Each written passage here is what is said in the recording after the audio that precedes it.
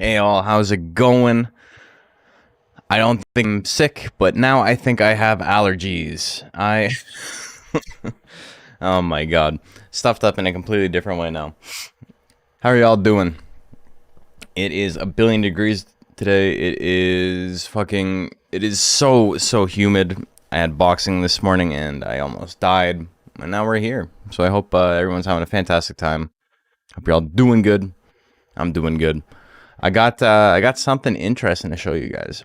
So I was looking through combo breaker stuff, and I was having a hard time, with there's different photographers who go in, and it's always like kind of like unexpected that you would find a picture of yourself. But you go through all the photo sets and you hope for the best. There's a really cool one of Zeph when he was playing Tekken. No pictures of me, but there is this, which is pretty sick. We got this picture of the room where Monster Rancher happened, and wouldn't you know it, we got Monster Rancher happening right here. We got the entire thing, which is pretty sick. There's me. There's a goat. There's JP. Super rad. It's sick. That this is actually, Zach is very photogenic. Yeah. Said random words before, but I'll say a little more Monster. What are you talking about?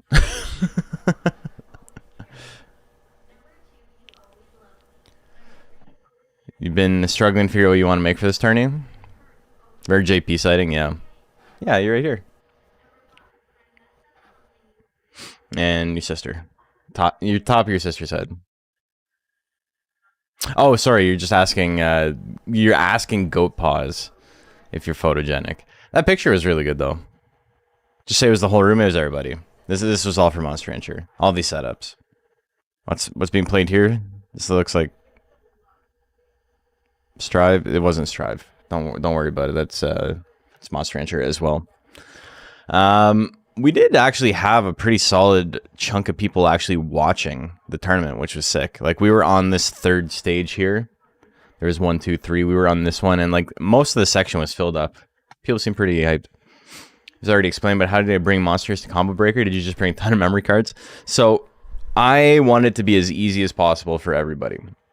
So what I did was I gave people a stipulation. They could make their monster on the original game through emulator and just send me the memory card file, or they could play on DX, which is the re-release on Steam and Switch, and upload it to the cloud, and I would take a look at the monster, and then using some magic and cheat engine, I would recreate it in the original game, and then bring that to Combo Breaker for them. So, and then on top of that, I had 20 monsters that were just like rental monsters, kind of like Pokemon Stadium rentals. They weren't quite as strong as the ones that people had made, but in theory, at least, they were like objectively, numerically a tiny bit weaker. But yeah, it was pretty cool. How do you feel about Wild Assault being added to Monster Rancher Strive? It helps my favorite monster, Bedmon, do really well, so I appreciate it. I don't actually think it helps Bedman that much. But him not having it would make him a much worse character, so. I was going to build an Alphabet Monster Cup on stream at first. The Alphabet Cup is pretty fun idea, but I haven't put a lot of thought into it. I would have to take a look. But yeah, this Thursday, Macho Thursday, he is making, he's doing a Tropical Cup thing, which is, something he's done in the past, which is just monsters have to follow a theme. I think it's basically, it has to be like a tropical food or like plant gel theme. Like, I don't remember exactly. I'd have to take a look at the rules. But I was thinking I was going to make a gel for it. And the more I think about it, the more I'm like, I wonder if there's any monsters for it that I haven't made yet,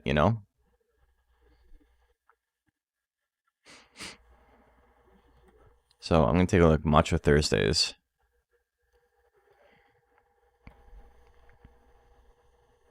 I think it's heavyweight, yeah. Haven't made a golem yet? I haven't made golem in a very long time. What was the last golem I made? Probably Mega Rock, right? Golem Gel Eagle? Yeah. I've made Golem Gel for competitive play. For competitive play, I've made Mega Rock, which is a very funny build, and it makes me want to... I'm sorry, it doesn't work on this one. We'll play it again in a sec. Yeah, it's hard mode with tech deletion. Tropical Cup. Okay, so let's take a look here. So, this is what we're looking at. 3,500 stat cap, no individual stat caps, yada yada yada. Arrowhead, Niton, Zilla, Undine, Gel, and Plant main and sub breeds are allowed. I've literally made so many competitive Nitons, Zillas, Gels, and Plants, and no Undines. I'm not making an Undine for this.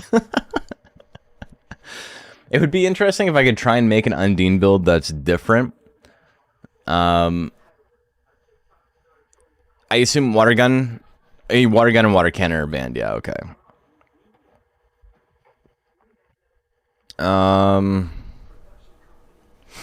It's not exactly an enormous community. Draw from some analog to an IMA Fimba meet would be sick. Yeah, we've done things like that. On my channel. Here, let me see if I can find it real quick. We had a Cooperation Cup analog, which was a 5v5 team battle, but it was 5v5, v5, v5, v5. There's like 6 teams. Let me pull it up. I'll pull the link.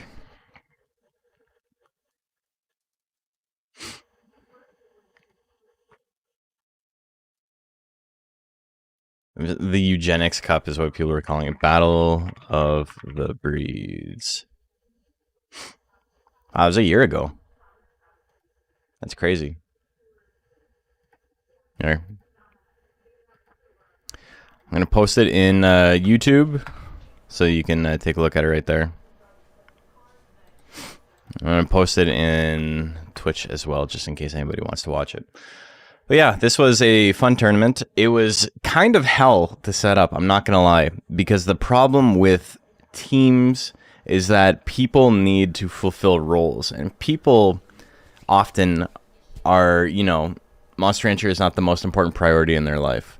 And when you have teammates relying on you, it becomes a bit of an issue if, you know, you didn't do the work needed.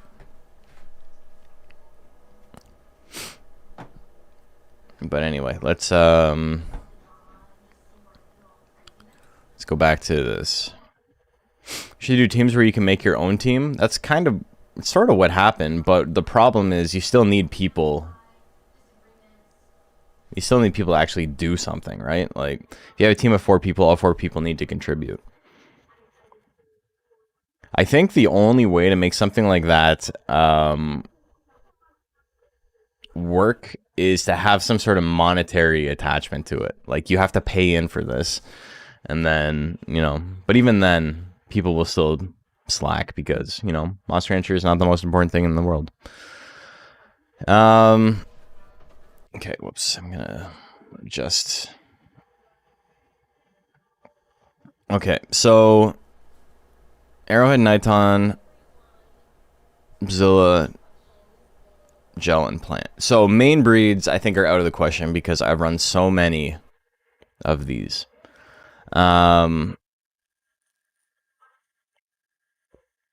Let's take a look at some other breeds. I think if there's any monsters that I haven't raised yet that would be cool to raise, you know? So we're gonna boot up Legend Cup like we always do.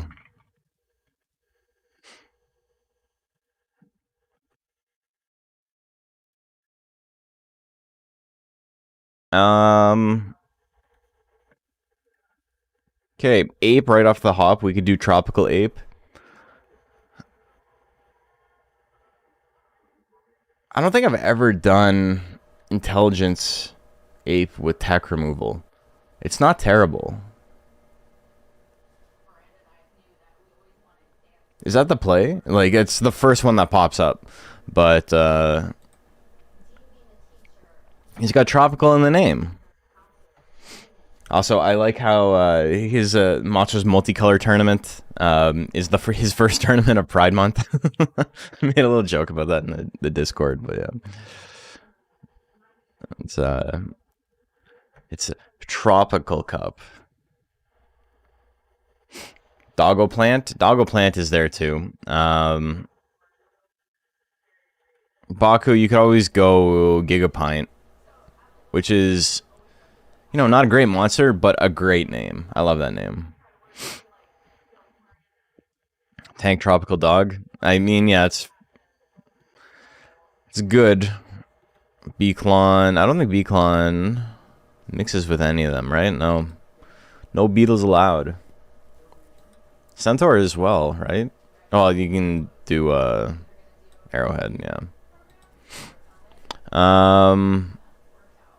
Duckin is out of the picture.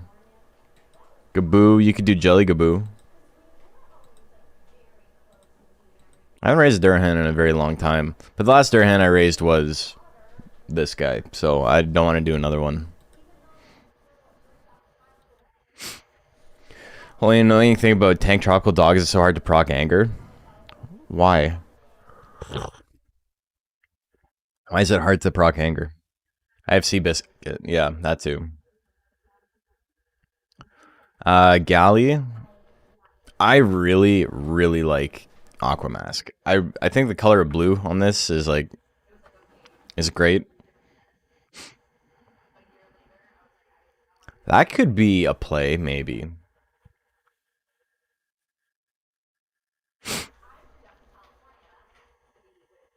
We could maybe make an Aquamask. So far, Tropical Ape and Aquamask are the front runners. Ghost Golem, not really interested. Hair's obviously got some really good options, right? With Leaf Hair and even Jelly Hair, I suppose, but Hanger doesn't mix with any of it. No.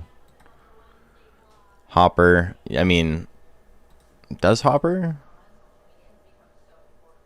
No. Is Monsters Tourney actually Pride Month themed? No, it's not. It's just very, it's a very colorful tournament.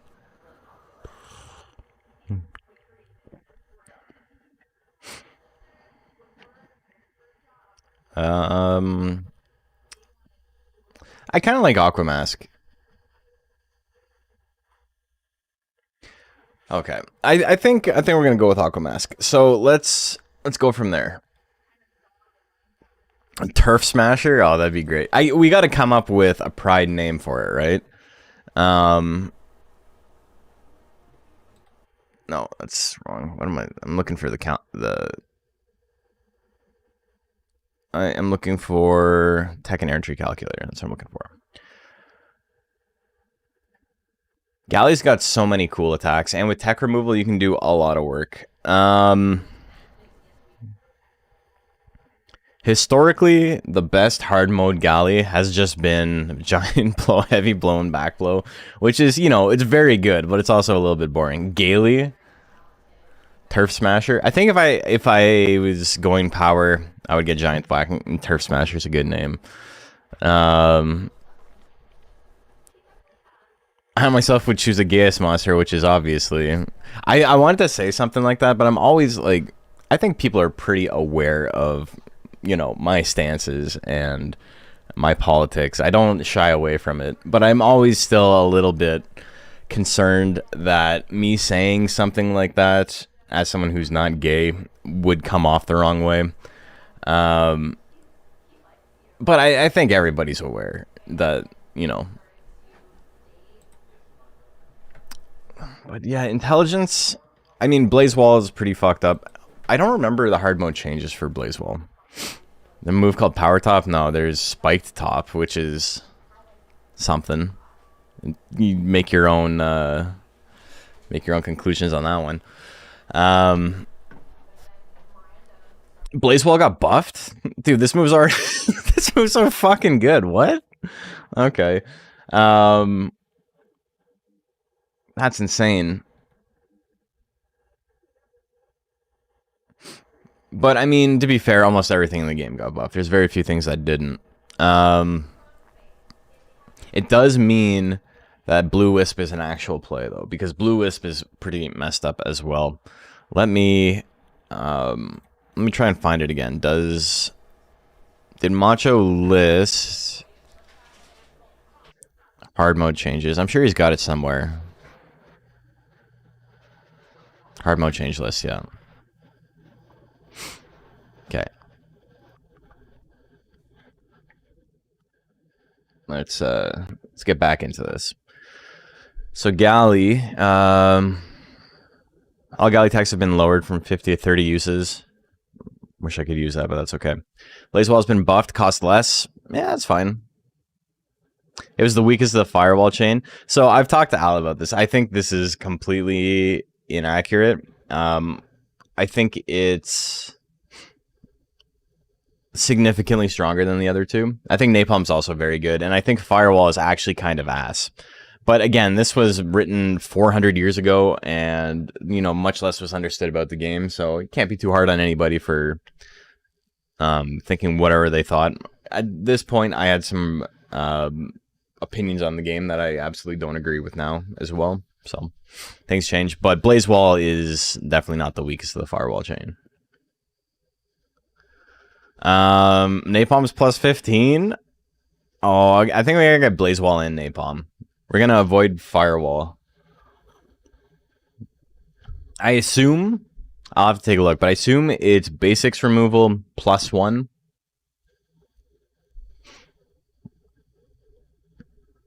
Blue Wisp is plus 2 hit and does more damage. Yeah.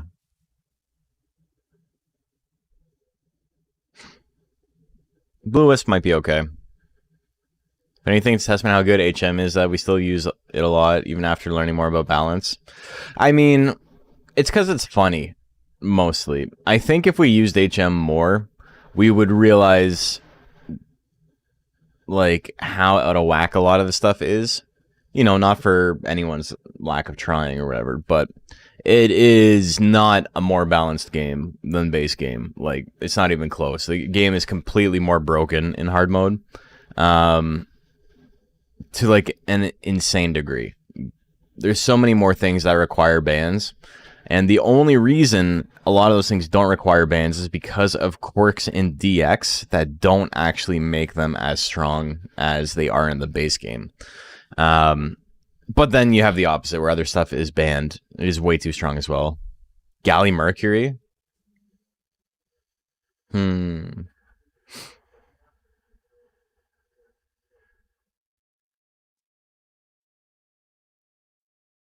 getting some good names in chat, folks.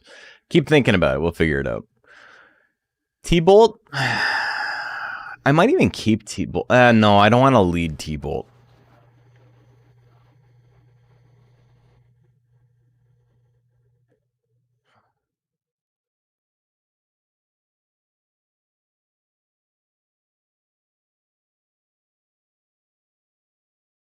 Ah, yes.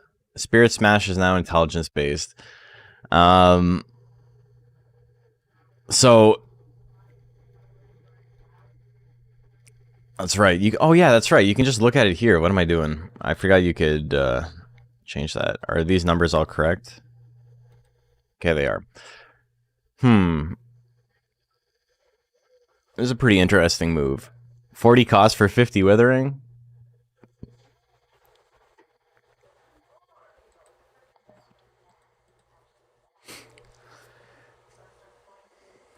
That would mean that I'd have to keep Firewall if it's basics plus 1. I kind of don't like that. God,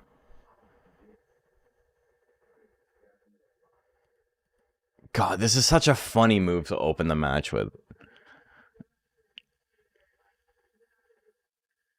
It's like slamming down on a faster guts rate, right? Or I guess it wouldn't even be. It would be on a slower guts rate. Oh. Yeah, maybe going for the withering on a 16 guts rate monster is not the play. Oh, that sounds awful. Red Wisp is pretty okay now. Do I get the rest of this, though? Do I get Hurricane? Could be fun to do a stream where I just get a shit ton of techs. I think I'm going to leave slot 3 open. I'll get Red Wisp. I think just Whirlwind, and then we'll get the Napalm line. I don't think I need to be doing all that. 35 force for 25 is pretty good. And then, you know, these can help clean up. If I run into tanks, you know, I don't have an insane tank killer, but I do have a little bit of withering, and, you know, Whirlwind will put in some work. Makes me wonder if Typhoon might be worth it. 42? You know what? Maybe I get Typhoon. I don't think we need to go all the way into Hurricane. We don't need S-Force tech with 16 guts rate. So, what's the requirement for this in... It's still power in hard mode, right? In power 450. This is going to be the awkward one. I have to roll this before I do anything. That's like the very first thing I have to do. Hey, Krata, how are you doing?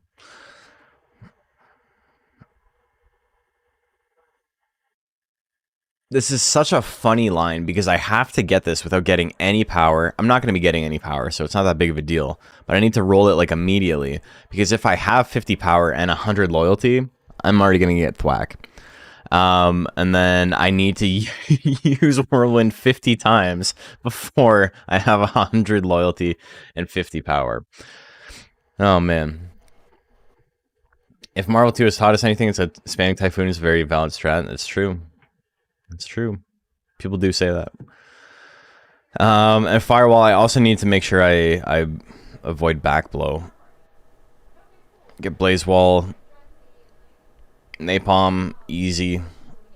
God, look how many special attacks Galley has. He literally has one that isn't a tech chain. That's so funny.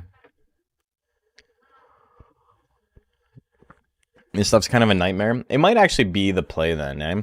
Is just get a Galley, go get back below, go get Thwack and Whirlwind, and then combine it down immediately.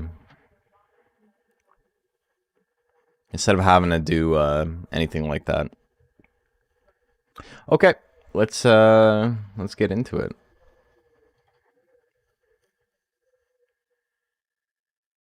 Oh, I don't have my controller. That's fine. I don't need my controller.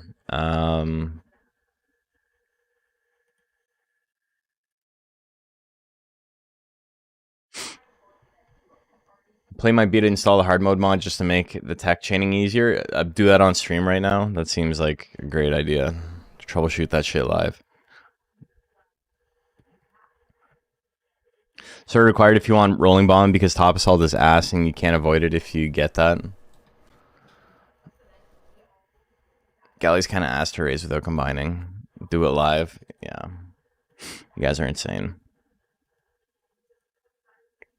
We're fine. We got to get, what? 1, 2, 3. We need 3 tech, like, 3 uses. That's nothing. Because we're going to get the firewall line, and then we're going to get rid of firewall. We're going to get Whirlwind and Typhoon. So Blaze Wall takes 50 uses. Napalm's going to take 50 uses. Typhoon's going to take 50 uses. And then we get Red Wisp. And we don't need anything for that. Should all monsters be able to beat the Major 4? Yeah.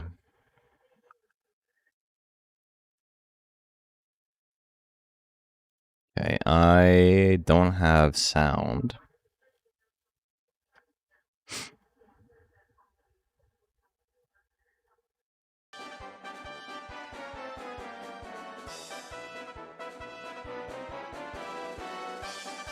First time I've seen how sausage is made in real time. So I think what we're going to do first off is, like I said, we're just going to go get a Galley from the shrine.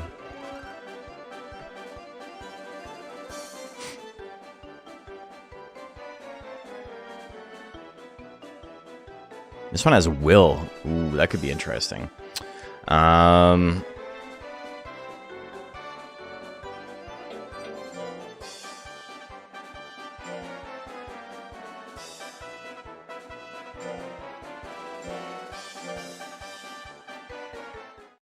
playing Switch and have Switch accounts both have the same rancher name. Can you have 40 total monsters uploaded? Yeah, if you have new accounts, you can upload more stuff, I'm pretty sure.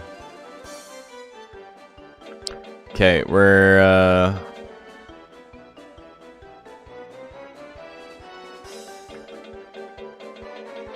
name right now doesn't matter. His name is A. We're going to the ranch. I got 600k. Okay, that's good. Let's get some Trorons.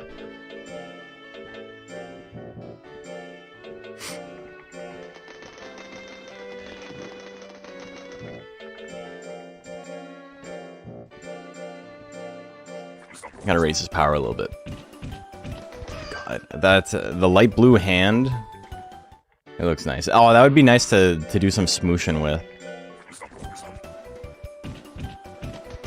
Oh yeah, also, apologies for this being late. I don't know why it didn't... Well, I know why it didn't work earlier, but...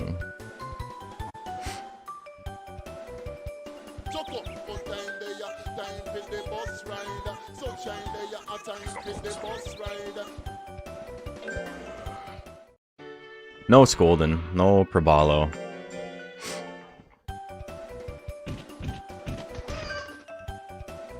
Okay, oh, I gotta open advanced viewer.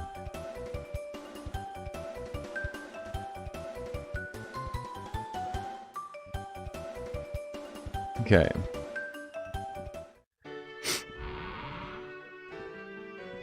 You have 18 competitive mons. I've had to get rid of a bunch already.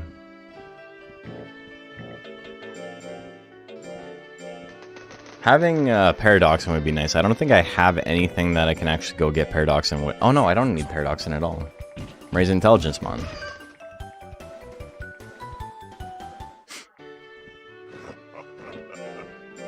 So yeah, all we're doing right now is we're just cranking up his power, and we're gonna go on the Mandy Errantry, and we're gonna go get 2 techs, and then we are going to combine it down.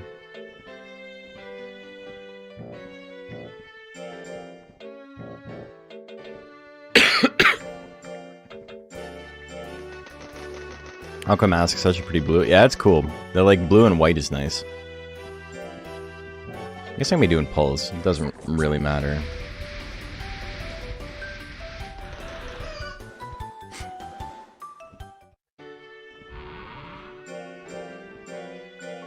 More options for intelligence builds is why I love tech deletion tournaments. Yeah, I mean... Tech deletion is pretty cool in that sense. I do think there... Oh, I do think there is a lot of skill involved in, you know, mitigating that stuff. But yeah, more variety is always nice.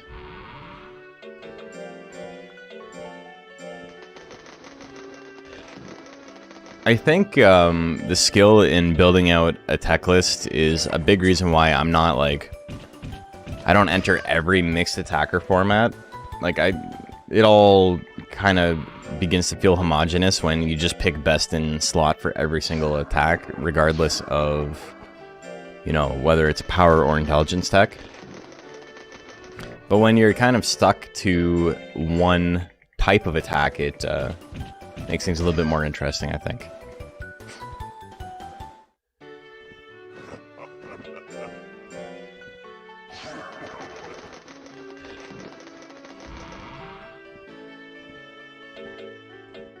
Still have your PS1 copy? Happy to see a community around this game. Yeah, I love this game. I have my 5 copies as well.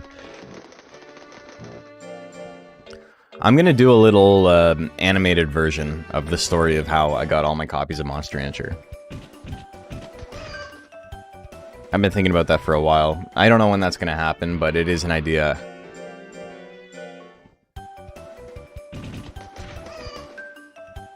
Because I think it's a fun story, and I've told it on stream, but me being a talking head telling it, it's not as interesting as me doing an actual video for it, you know? What are my favorite unlocks growing up?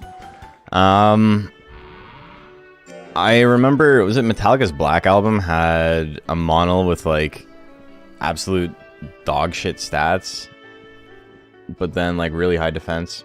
There was also, I forget what CD I had, but it had that the obelisk with 25 in every stat. Yeah, the Americana by the Offspring giving the Worm with Roll Assault was pretty crazy.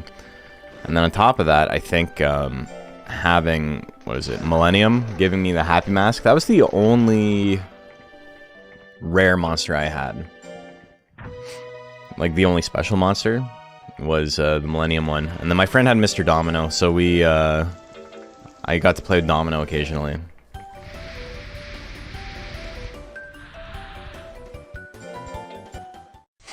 Here it was Neon Monster Hunter 1 because I had no idea the monster existed until then. I mean, I was like that with a lot of stuff in Monster Hunter 2.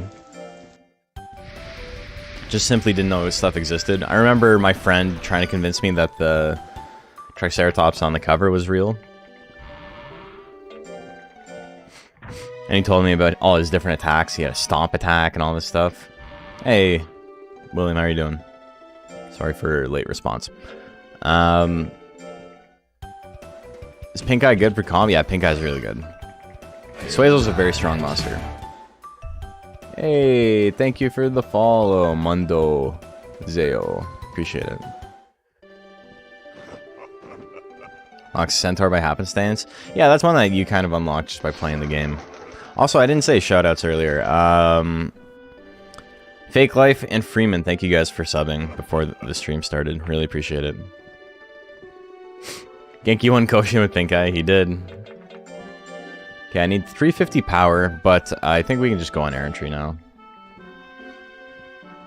Lost the follow. So that's happened to me before as well, where like there's other people in the Monster Hunter community where I'll be watching their stream and I realize I'm not following them.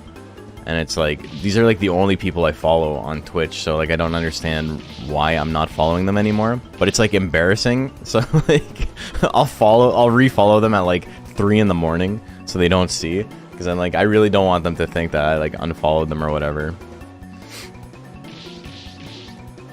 Got the notice on YouTube that I was on? Well, I am.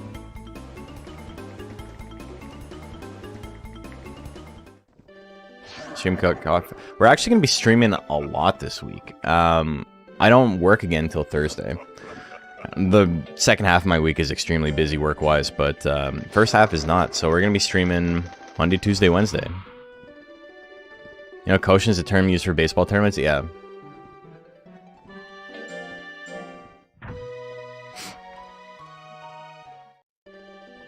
Okay, I meet the Rex. Barely I meet the requirements for the next one. We're just gonna go right away. Our goal here is... I could also just get a bunch of the other ones, right? While we're here.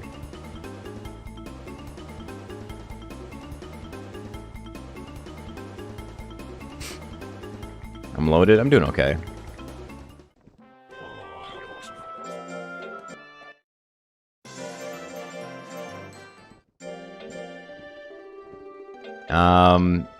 We also want to get Firewall. We also want to get this guy, right? So I think just picking them up is fine. When you get a monster through combination, they inherit 60% of the techniques. 3/5 of the techniques that the first parent monster had. So if I get 4 techs, I will inherit 2. If I get 5, I will inherit 3. But the problem there is that I will have 2 power techs that I have to avoid on the roll down, because it's random which ones you inherit. So I think we'll just get 4, we'll inherit 2, and then it's at least a start. I could also use Firewall a bunch of times in a tournament. Had awful luck with combining down lately. We might raise this guy pretty casually, but like do like an actual bit of raising. Just to make things a little bit easier down the line. We can beat rank E right now.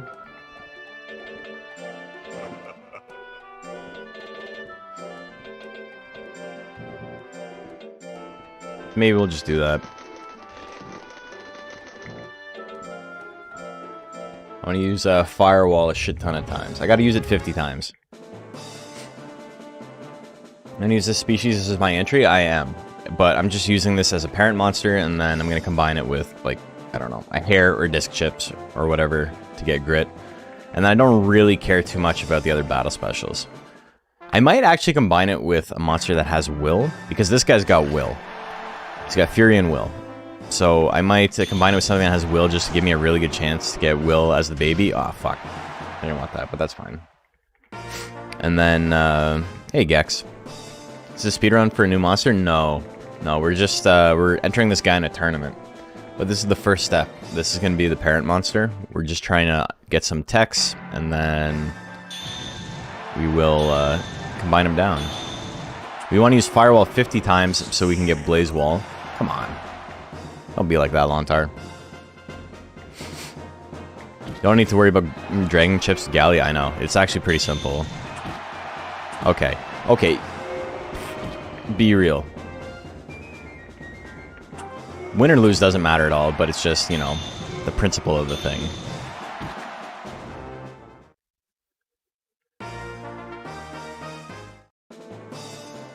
I would never in a million years have figured out how proper combination this game works. Oh, I don't think any of us would have. That shit had to be data mined. That is, it is not meant for mortal eyes, you know?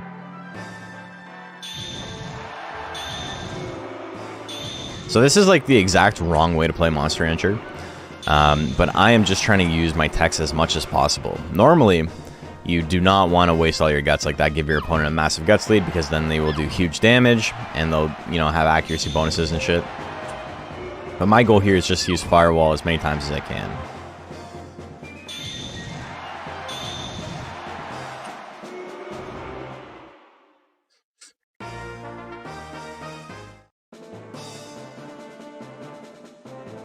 Okay, let me take a look at my move viewer real quick. What are we at? We're at 14 uses already. That's not bad. Here comes the hard one. I mean, do I take this seriously? Do I show how you beat Oakley Man? This is how you beat Oakley Man. You stand still for a bit. Who's got the better straight? I'm gonna use my weak attack.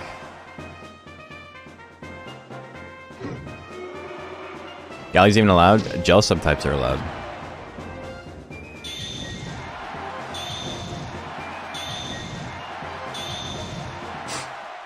He's tough. I'm telling you. He's tough. It's impossible to beat him. I had one stat that isn't just like basically base stats, which was power, and I didn't even use a power attack. Seems like only plant subtypes are allowed. I think that's not the case, because he told me that I could just enter my color Pandora again.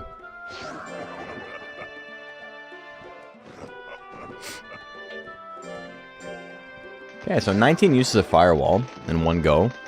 It helps that it's a very quick animation. Najeel Cup. No, we want to enter Monster Pups Cup, which is coming up.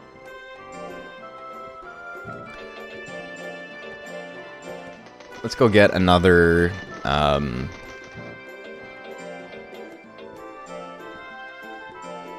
I don't want that. Let's go get another attack. I don't have a great chance to get it here, but I do technically have a chance.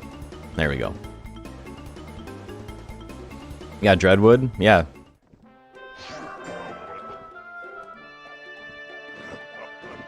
Pups Cup is such a cute tourney name, yeah. A Monster Pups Cup. The cup for pups. Okay, so we have 3 of the 5 techs we want to get. This guy's almost done. And then we'll combine them down. Is there any new competition coming up for Monster Rancher 2DX? So this is for a tournament this week. I myself, probably sometime this week, I'm going to be announcing a tournament I'm doing in a couple of weeks. And then I'm going to be... The first tournament I'm doing after Combo Breaker is like it's going to be a standard tournament. I think we're going to do a lightweight one. Or it might be like a King of the Hill style format or something. But just like with monsters that people already have made. But my next one... My next tournament is going to be goofy. It's going to be a loser stays on tournament. And the restrictions for it are going to be very, let's say, interesting.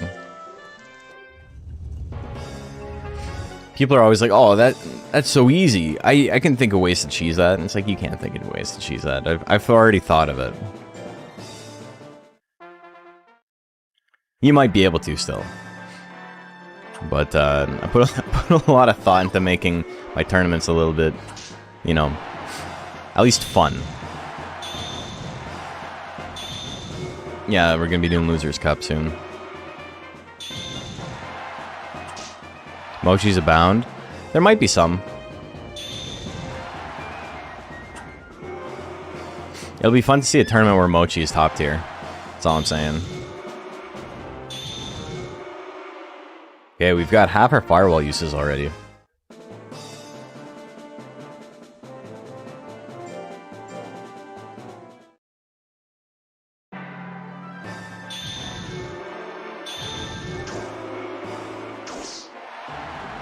Why'd they make the poster monster so bad? To be fair, Suezo's really good. Mochi is bad in competitive play. Mochi's strength is that its stat gains are insane. It's like actual stats, like its base stats at the beginning of the game, and then how quickly they grow is like very, very impressive. The problem is, none of that shit matters in competitive play. What really matters in competitive play is how strong your attacks are, and Mochis are awful. Mochi beats Metal Nerd is already top mon. So yeah, so Mochi is he's bad in formats where you have a stat cap that is like easily reachable, or even one that's not easily reachable. Basically anything where monsters are on equal footing stats wise, Mochi is in trouble. If we could have, and I've talked about this before, where like a tournament where, you know, you have 2 hours to make a monster, or an hour and a half to make a monster, Mochi might be pretty good because you can crank up its stats really, really quickly.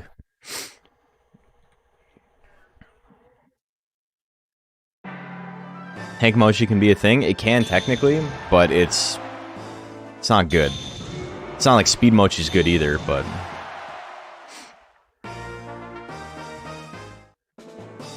Ape would be good for that. All the top tier stuff would be good for it still.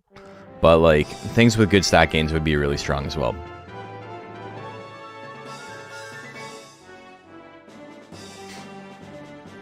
You have good withering on moves, but not the good stuff Suezo can do? Yeah. I lost fame. Oh no.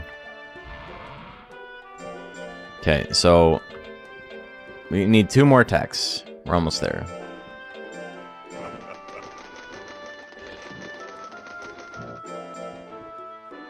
I might as well raise some stats while I'm here. 37 uses of Firewall. So next tournament we'll have it, and we'll go get Blaze Wall. Yeah, 15's already. Hell yeah.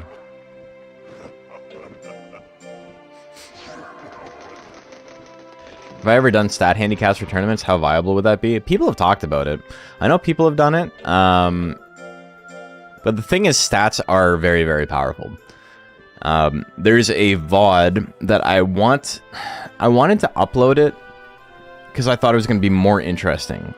But it was like, if I took Metal Nerve and then I took like the worst monsters in the game and had them fight each other.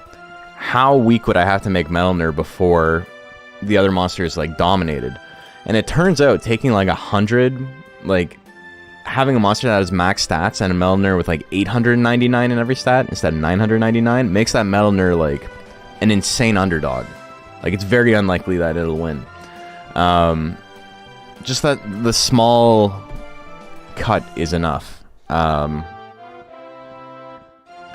So people have tried it. They've tried it with stuff like Metalner is allowed, but it has like half the stat cap or whatever, and it always does like awful.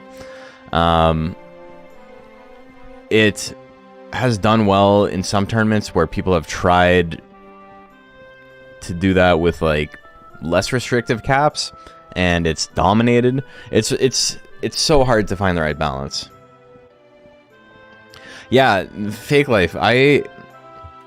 I went into this, I was expecting it to be like, oh man, we got to get the Metalner all the way down to like 700, whoa, like, or whatever, like, and then I could make like a fun video out of it. But the experiment was over in like 45 minutes. It took like no effort for them to beat it consistently.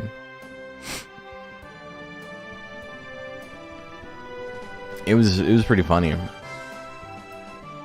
Right balance would be a Metalner only tournament. Japan already did that once. Someone was asking me about that at Combo Breaker, and I forget who it was. But they're like, oh, have you ever... Someone told me you did a Metalner only tournament. And I'm like, no, I've never done that. And I was thinking to myself, I don't think anyone's ever done that. But Japan actually did. Like, Koei Tecmo ran a Metalner only tournament. Welterweight is a good line. Welterweight's just not a good format if your goal is to try and make something that is, you know, has competitive integrity. We don't play welterweight because it has competitive integrity. That shit, it's like got the most degenerate shit in it, and that's what makes it fun.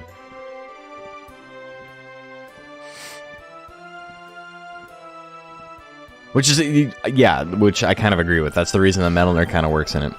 The more complicated tournament rules are, the more intimidating it seems for newer players. Plus, it's hard to get people to sign up correctly with newer rules sometimes. Yeah, there's some of that as well. But also, I try to keep stuff pretty simple for the most part. But people will enter more complicated stuff if they want to, you know? Like, I know Unholy was like, look, my next format is going to be more complicated, and that's on purpose, and if you don't like it, it's fine, you don't have to enter the tournament. And, you know, there's some validity to that. I'm not a huge fan of, like, all of the specific stat caps he has. As far as, like, when it comes to me thinking about what I want to build, there's nothing that I'm, like, really, really, like, hyped for based on his new rules. I also am just, like, generally a little bit averse to formats where, you know, one-hit kill shit has, like, 50% chance to hit. But a lot of people like it. And, you know, it's complicated, and there's a group of people who really appreciate that.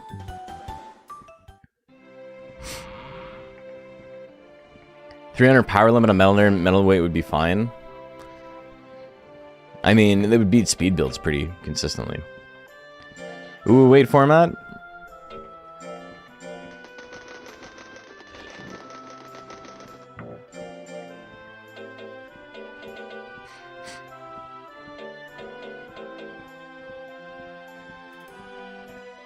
Would it? Would it beat speed builds? Would it beat builds with 200 life? Yeah, I think it would do okay. I think it would beat them pretty consistently. And then it would just do absolutely nothing against tanks. Or, you know, it might actually wither enough to beat tanks as well. That's so fucked up to think about.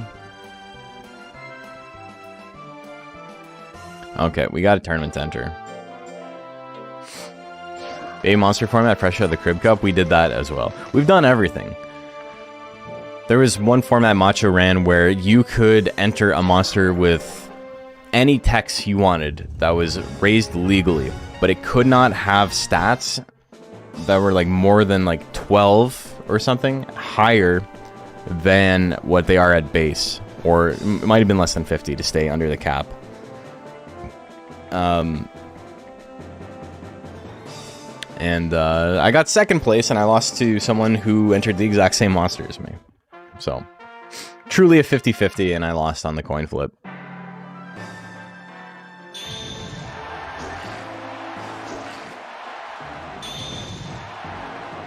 Oh no, the thwack. That's not what I wanted.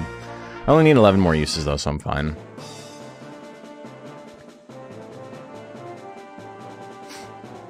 Remember someone mentioned that a player used one of my rentals for combo breaker? Was that intended or was that entry invalid? What do you mean? I made rentals so people could use them. That was the point.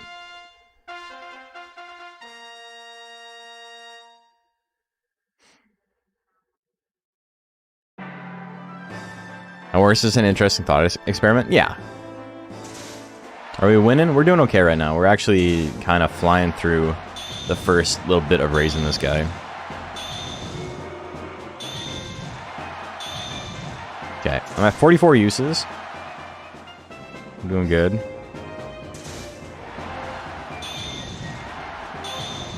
$46. That's good here.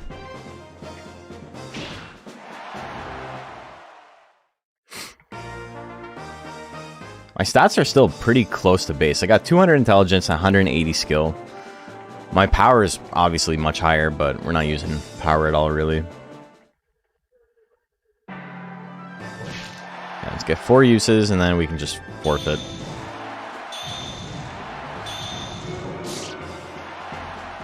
Oh, whatever. Oops. On Discord, someone mentioned they were the only player that used a rental. Did he intend to use a rental, or maybe he used... On Discord, someone mentioned that I think there was only one player that used a rental. No. I don't know if you're misremembering something. Lots of people use rental monsters. That was the goal of them. There's only about 8 people in the tournament who actually made their own guys. Yeah, I made 20 monsters that people could use that so they didn't have to make their own.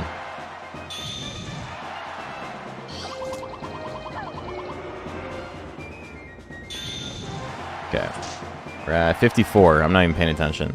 Can we win this? Get him! Yeah, it was the majority of people used rentals. One person made a monster and didn't show up. Maybe that's what you're remembering. I also had somebody send me a monster and be like, oh, this is my monster for Combo Breaker. And I was like, oh, sick. Like, what's your name on... I started GG. Like, are you signed up yet? And he's like, what do you mean? Oh, man. The cough caught me off guard there. But I was like, did you sign up for the tournament? And they're like, yeah, I'm doing it right now. I'm giving you my monster. I'm signing up for the tournament. I'm like, okay. Like, are you going to Combo Breaker? They're like, no. Okay. You realize this is an in-person PvP event, right? And they're like, oh. So I made my monster for nothing? I'm like, well, I mean, literacy does go a long way. There's only so much I can do.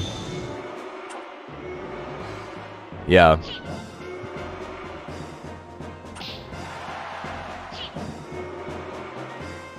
Like, at a certain point, it's no longer my fault, right?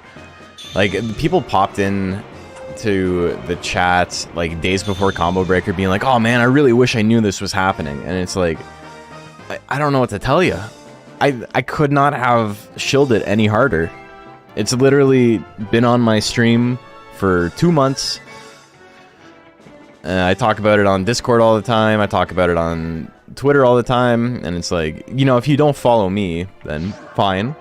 But again, there's only so much I can do if you're not following me to get the word out, you know? I would have people say that for, like, Smash tournaments, too. I remember one time I ran this tournament that by all metrics had more people show up than I was expecting. We actually had one of our monitors break, and it ended up holding up the bracket really long, and things went really long because I ended up having less setups than I expected. And, you know, that always sucks. And I had people who went there being like, yeah, I really wish this was advertised more, and more people showed up. And it's like, brother, we just ran like a 70-man local. Like, what, you wanted more? Like, I don't know what to tell you.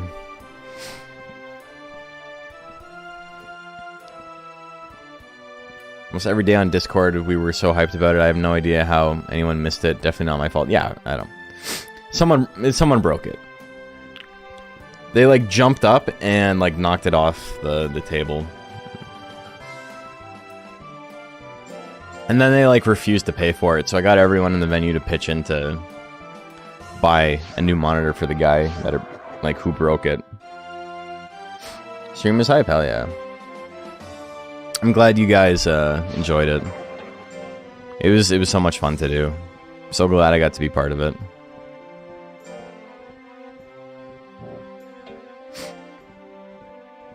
Sounds like a bad suitor. They were also just young. I think they were like 16. Oh, whoops. That's the wrong area. What are the differences between Monster Rancher on Steam and PS1 emulator? Biggest difference is... I would say there's an entire list of them, but like the main ones are in this game, monsters have the original Japanese lifespans, which are 100 weeks shorter across the board. If someone wants to post the Legend Cup, then go for it. But then additionally, there's fast forward in this game, so you know this is running at 60 FPS instead of the native 30. I think those are probably the two main ones. And then also, you know, even though raising monsters is a little bit harder because of the lifespan, they changed the way some of the items in the game work, so they are more user-friendly. Yeah, they gotta blaze it. Well...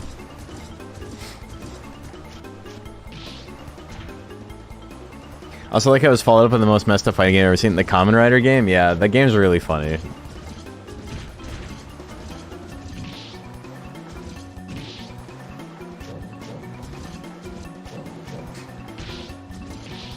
Just give me the new item menu? Yeah, that too. The fact that you can, like, stack items.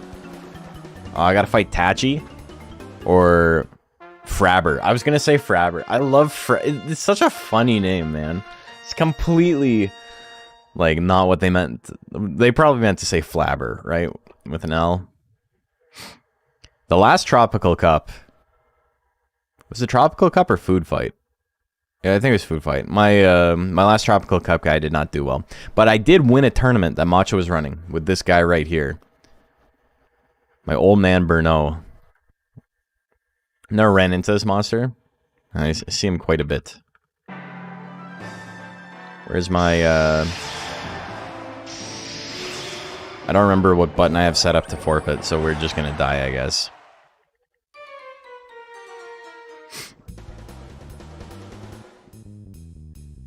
I got frabbed. It's frabbing time. Do you remember when he said that? So good. Stream is so amazing. Hollering at my TV the whole time. Something to catch post CB stream. So I'm going to be editing it down this week to be a little bit shorter.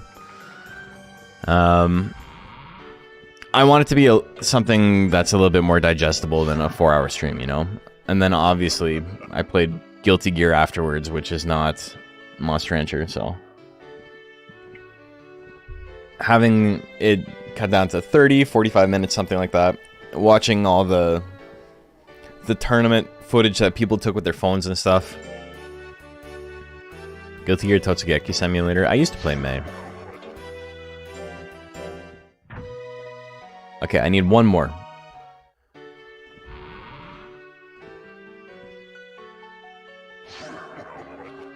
Oh, I didn't get Blazewall. Oh, that's perfect. I didn't get Blazewall because I got Backblow. So this is actually great for me. So I'm going to get Blazewall and I'm going to get Red Wisp. And then I basically just need to roll a roll that does not get these two. Which is pretty easy to avoid, all things considered. I'm not going to have to roll for battle specials or anything like that, so I'm not too stressed. Finally get to see one of my streams? Hell yeah, welcome. Our hospital visit's just part of the process? This poor thing? I know. This poor guy.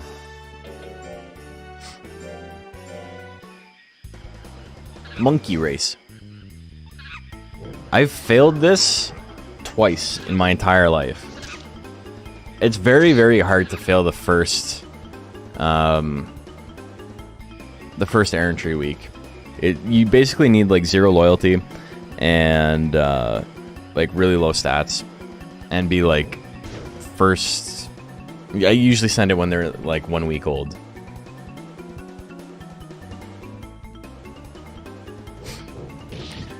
Favorite top 4 matches versus 3 normal men? Not for me. Hey, Lunk, how are you doing? Yeah, you know, it's Monster Rancher. I'm absolutely not salty about anything that happened. What can you do? And the grit broke my heart. Yeah, that was pretty wild. Punch him. Pop. The dead monkey. No, I gotta fight a live monkey. Stinky. Did you guys see there's this there's this tweet going around. This person was using like the Google like you know how if you ask it how to pronounce a word, it'll give you like an actual pronunciation. And they put in stinky and it did like the girl's voice and it was like stinky. And then the man's voice was like stinky with like a really long like breath after. Nobody knows why it did that. This AI voice. Stinky.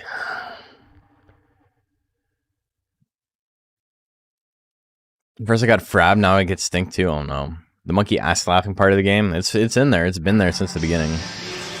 Nice that a non-top tier win though. Hair is top tier. Hair absolutely is top tier. All the monsters on the stage were like top tier.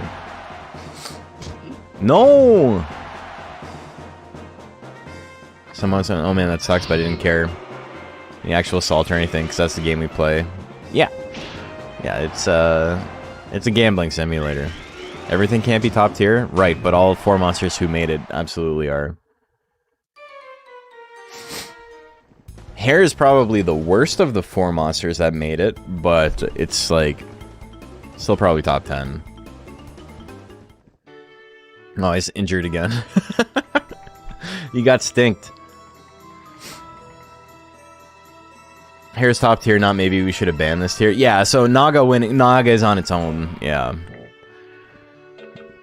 You could make an argument that Naga was the only top tier monster there because he is in a league of his own, but RNG had different plans. Joker, Undine, Arrowhead, Jill are all better than Hair in PvP? How could you possibly know that? Like, no offense.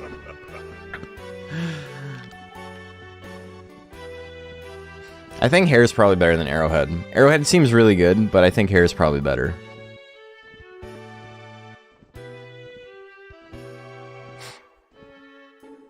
I'm losing my mind when a move called Stab breaks the game. Yeah. There's more than one. As a PvP comp, what monsters did well? So top 4 was Hair won the whole thing, and then Centaur got 2nd. I got 3rd with the color Pandora, and then Naga got 4th. Jill's number 1. Okay, you know what? I'm not arguing. You're absolutely right. That is entirely my bad. Hair over Jill in regular competitive? I think that's probably true too. I think Hair is very, very good. And the problem is a lot of the time, people get a shit ton of techs in every slot with him. And then he's inconsistent. Same thing with like Undine, where people are like, I don't actually think Undine's that good. And it's like, okay, you got 48 techs on this monster. Like, think about it. What is my color Pandora build? Any videos of me? Yeah, so I actually went over the VOD on stream on Friday. So on YouTube I have a VOD, but I'm going to be putting out a video where it's, you know, it's more consolidated, where we watched it and everything. Punch combo Wandar is just Hair but bigger. That is true. What monsters did the worst? I don't know. Mochi, probably. There was someone playing Mochi, and they didn't go 0-2. There was a guy playing Hanger that I think went 0-2, but, you know, Hanger's pretty good, too. Joker in PvP is really interesting, because, you know, I talk about it in the video. A lot of stuff in that area is pretty interchangeable. Any Phoenix enjoyers? Yeah, a couple of people used Phoenix. Or, sorry, one person? Yeah, just one person used Phoenix. No Pixie? No. I think Pixie's really good, but there was no Pixie. Hard to say which ones. There's like people who didn't know the game. Yeah, some of the people didn't know how to play very well. And they're just like, oh, I loved this game when I was a kid. And that's why I made them in the first place. Hey, Link, I'm not Zelda. Thank you for the follow. I did make a plant. Nobody played it. I do think plant is pretty good. It's pretty obnoxious in PvP. I was playing with Macho, and so many times where I would just wither him out to the point where, like, you know, he would still get to attack, but he would never have many guts to attack with, and because of that, he wouldn't do much damage. And, like, a single seed gun or whatever would often tie the game up for me. And then occasionally, he would actually hit me, and I would just wait, and I would swing down lifesteal twice, and as long as one of them hit, 75% chance for one of them to hit, I would win the game. Yeah, I didn't use Gatling much. I used a lot of Nectar, some Pollen, Bustler Brown, come on, get his ass, uno mas. Come on. Bro, what? Man, it's got like 0 speed. That would have been embarrassing. But yeah, it was mostly just lifesteal, pollen, and, well, nectar, sorry, and seed gun.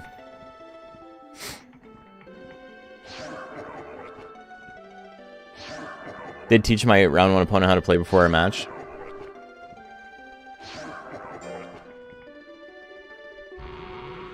Combo breaker flashbacks, I know. I mean, Plant's lifesteal tech is uniquely good in the sense that it has 0 hit instead of -20.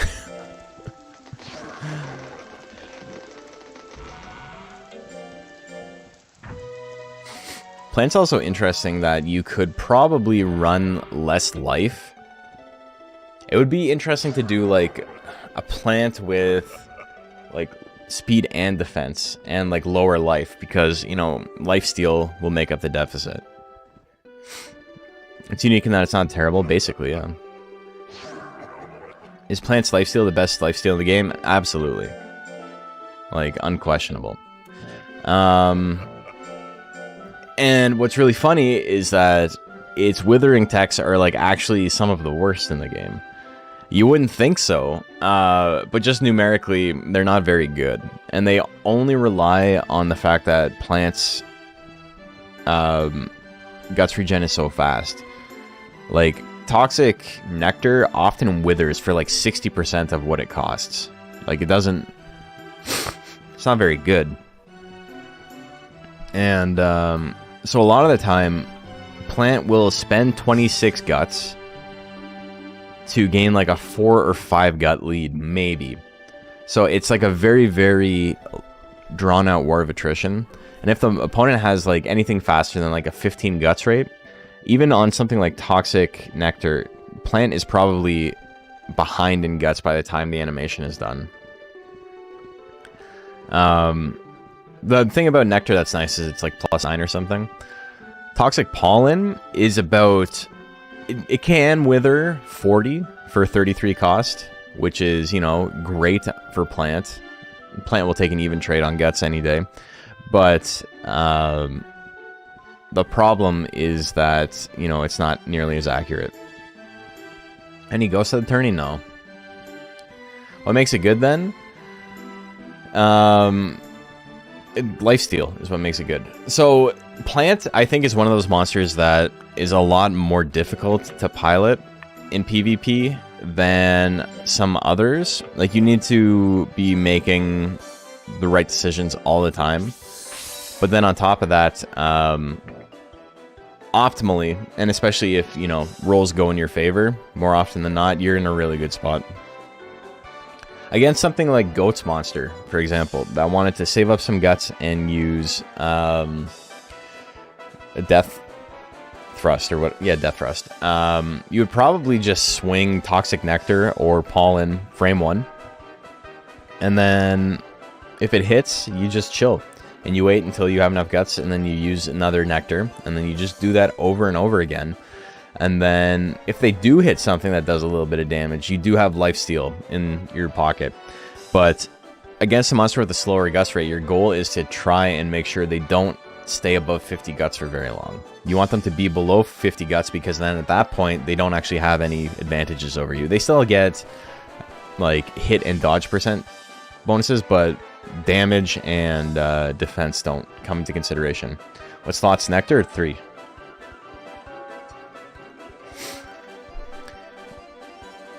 They just did so dirty in the tourney battles. I know, they're all awful. But in 2, I think it's just an overcorrection from 1, where it's like the absolute best monster in the game, and they learn their lesson.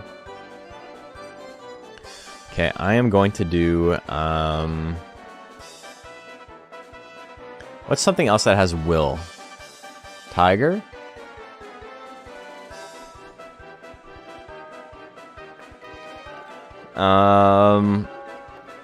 Okay, let me use the combination calculator real quick. I want to take a look at some numbers. Tried to stay up close to avoid getting hit by slot 3 Vortex. Yeah, but I mean, that's... It's not like you couldn't have counterplay. I'm just saying that's probably what the play would be.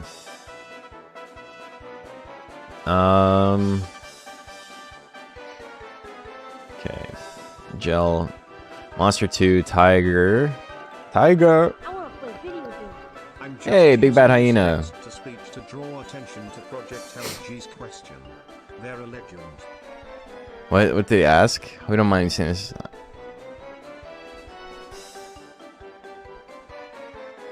Sorry, what was the question? Hope nobody minds if I interrupt with a question. Should I bother with stab throwing heavyweight centaur? Just stick with triple stabs.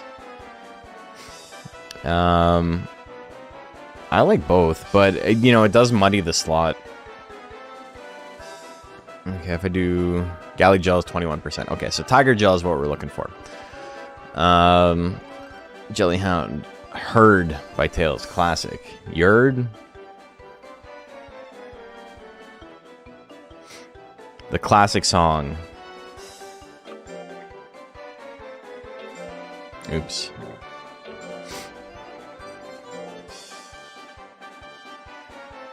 I gotta break in it, like sub 50 in the speedrun so we can try some other speedrun stuff. What does Will do again? Will is kind of a messed up battle special. What Will does is if your monster is at 99 guts,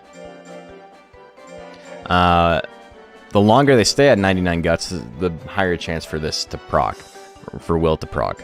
But basically what it does is it gives you a bonus equal to if your opponent... Can I get rid of somebody? No. I think I'm getting rid of Hot Stepper. This monster sucks. He got second in tournament. But it's not good. I got carried so hard.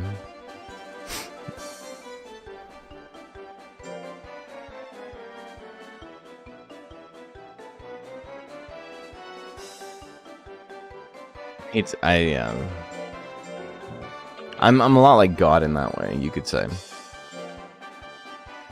Like, genuinely a bad monster. Geist isn't good either, but I want to keep Geist.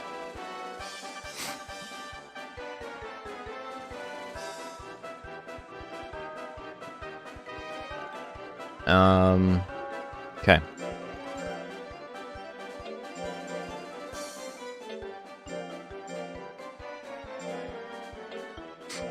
So we're basically rolling for techs and not much else because all the battle specials we got a really good chance to get. I've got Advanced Sphere open so I can take a look at the techs. You guys can't see it, but it's fine. Okay, 21%. Galley Tiger, wrong one. This might take a couple of tries.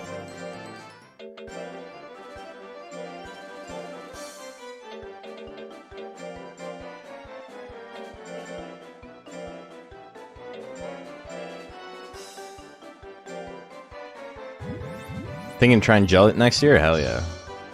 Or we use a gel this year. Okay, so yeah. Will is a battle special that procs when you have 99 guts. And the longer you stay at 99 guts, the bigger the chance for it to proc is. And basically what it does is it gives a tech with a bad chance to hit a bonus equal to roughly if your opponent had done foolery. The downside is the tech costs twice as much. So it's basically like you get to go all in because you waited for an opening. Is like the flavor for it. And the more inaccurate the tech is, the higher the likelihood of will procking. So something like diving press, you've been at 99 guts for 30 seconds, you're looking at like a 50% chance to proc will. So it's good for low skill monsters? No. So it's not a skill based thing. What it is it takes a look at the tech itself and it looks at the accuracy value of that tech. And so what it's aiming for, or what you're aiming for if you want to use will, is a tech that has -1 or less chance to hit. So like C rank or lower, basically. And then no matter what the accuracy is, if you have 999 skill and your opponent has like 500 speed and your diving press has like 70% chance to hit, but it procs will, it'll go up to like 85, 90 or whatever. It's not too useful. It's unlikely to proc. It's very...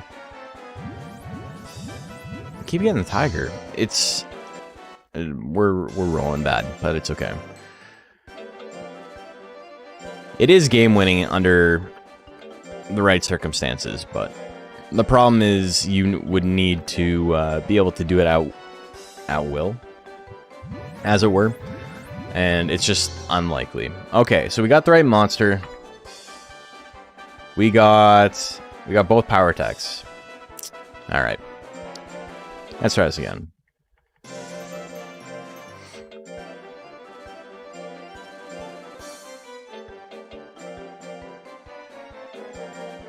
If I can get all the power attacks and then, or I get all the intelligence attacks and then one power attack, I might just keep it.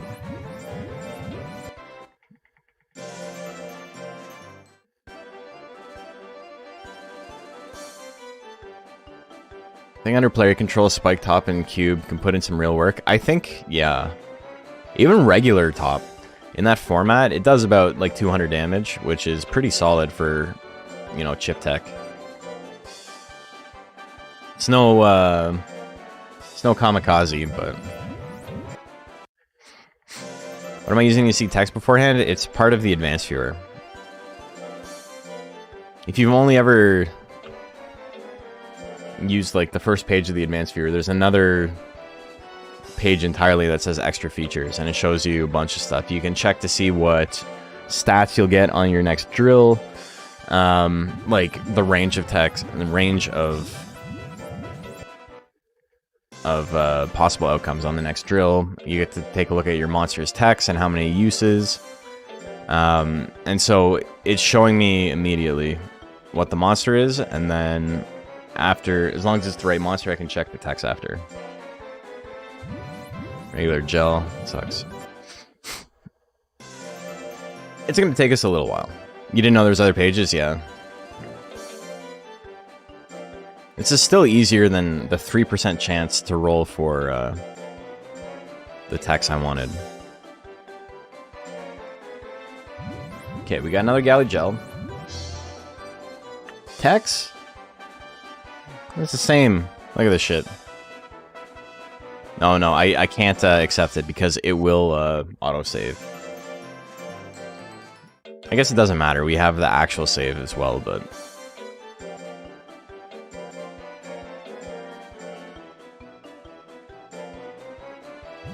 We got the opposite.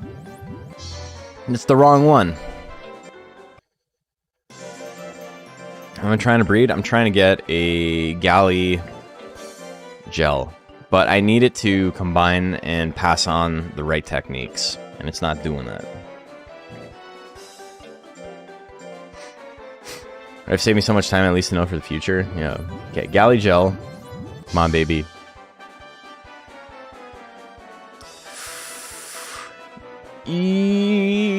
I might keep this.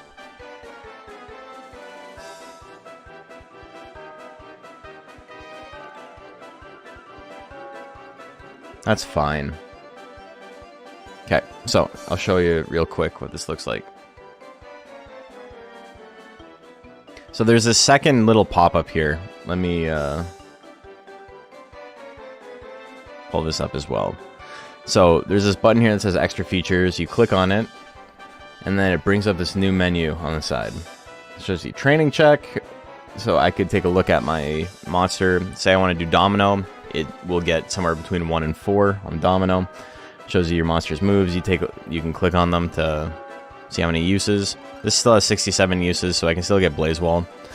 We got Backblow, which kind of sucks, but I'm not too stressed because I can just get rid of that with the tech removal, I'm pretty sure.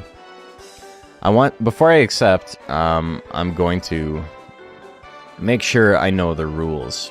You know, reading the rules explains the rules, so we're going to do that real quick. Appreciate the tutorial. Yeah, no problem. Starting basic text plus 1 other tech. Okay, so that's fine. We'll get rid of Backblow. We'll get rid of the basics. And, yeah, that's okay. I can live with Firewall. And it got Grit, Will, and Fury. Beautiful.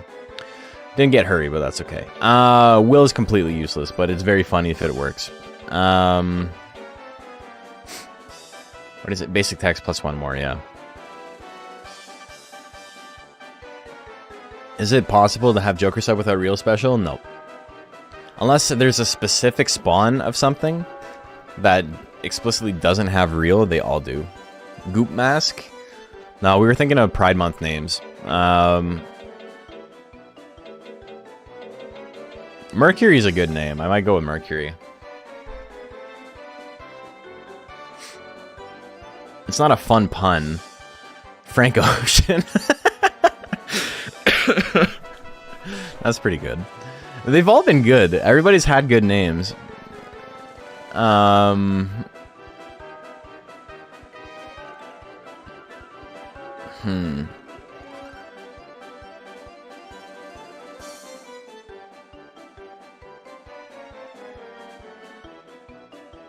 give it up for Frank Ocean, yeah.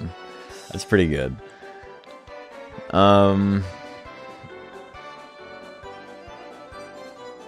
Prince. Okay. Who is the gayest monster? Galley wears a cape. I don't think anything's more flamboyant than that. He is a cape.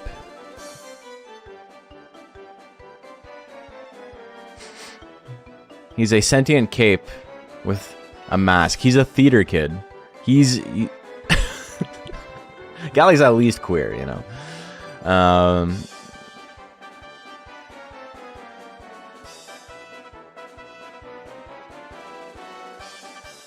I think it's hard to beat that. Joker for almost the exact same thing. Plant.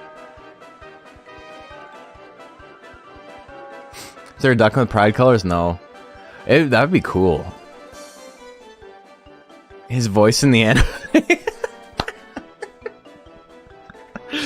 Yeah. Yeah, I think you're onto something, Goat. It's like Golem combined with Pixie. You know, that's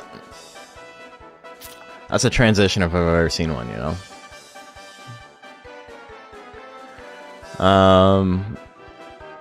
Mochi doesn't know what gay is. He just have to exist. Mochi's just hanging out. Mochi's a little baby. Tiamat? Just trans? Oh my god.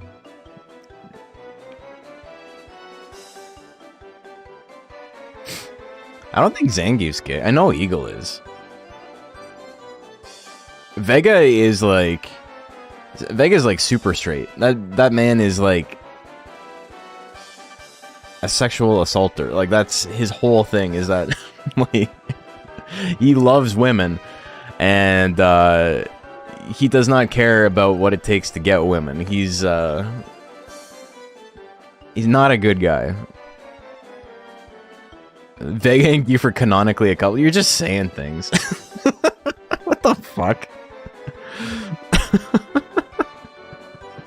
What are you talking about? Vega is like ultra villain and Geef is just like a nice guy who like wants to fight and show out how strong he is. Vega is personified Pepe. He's like if Pepe Le Pew was like legitimately evil and like maybe racist.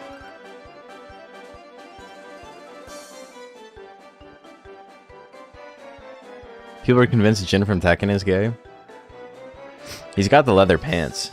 You know, that's all I'm saying. Chat's wildin'.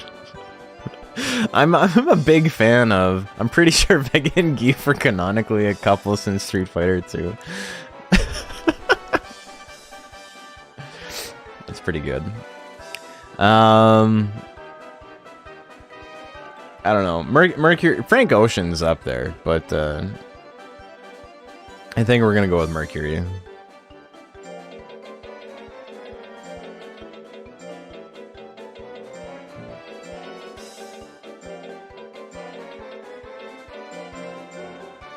Smithers?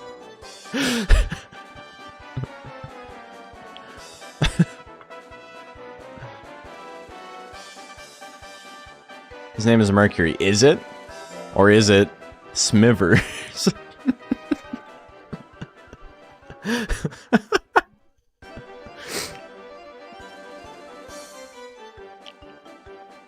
Smithers.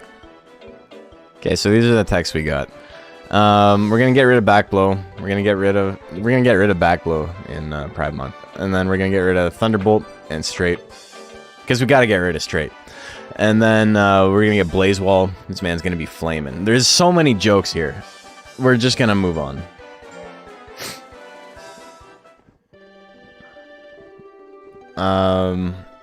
I need to get Blazewall again. I think we can just do that right away.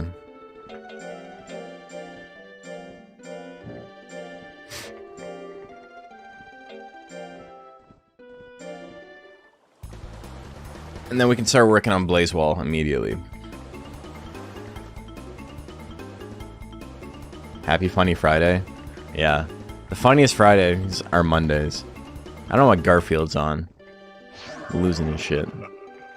Okay, this can be a pretty easy build, I think. Stats are very low, but because we are doing an intelligence build and it is 3500, I really only need to do meditates and life drills. And that's basically it. And some leap drills. Get rid of Straight, but how can I get rid of Backblow? I know. Yeah, we're gonna get Hurricane. Gaboo has legs to walk in her Pride Parade. He does.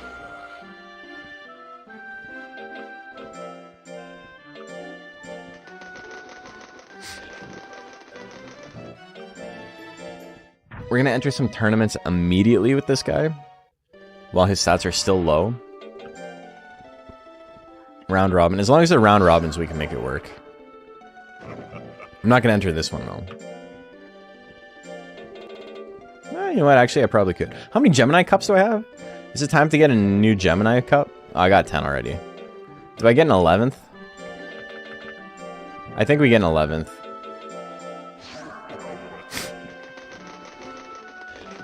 Can't see Garfield. The same as Super Eye Patch Wolf video. I don't watch his stuff very often, but every time I do kind of end up on his channel, I like what I see. Like, I think he's really good at what he does.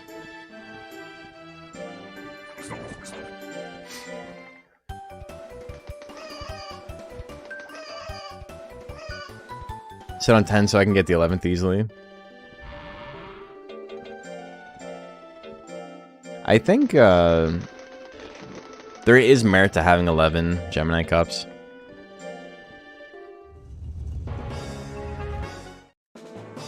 The Simpsons content.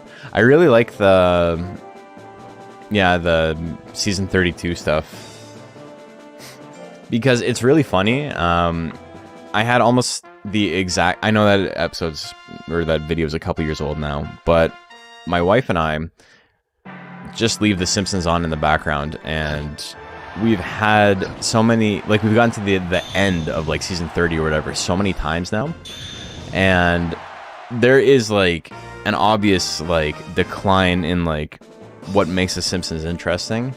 But I remember saying to her, like, it feels like The Simpsons is being written by people whose entire like media consumption as kids was The Simpsons, right? Like it's self-referential in a way that like is not interesting anymore, and that's why it feels so different. And he talks about all of that in the video, so I'm like, you know, maybe I'm onto something. 100 gift subs says Monster Hunter 2 Rebirth news this summer at Games Fest. Oh my god. Someone get Jeff on the phone. Let's make this happen. Same with the new Star Wars. Yeah, I could see that. I remember when Skinner says it's steaming time and he steams all over the hams. That man, he does know how to steam a good ham. That's all I'm going to say. I'd use Whirlwind too, so if I use Whirlwind instead of Blazewall, it's fine.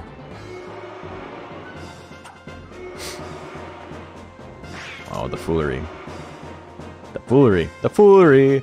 This is what having zero loyalty does to a man.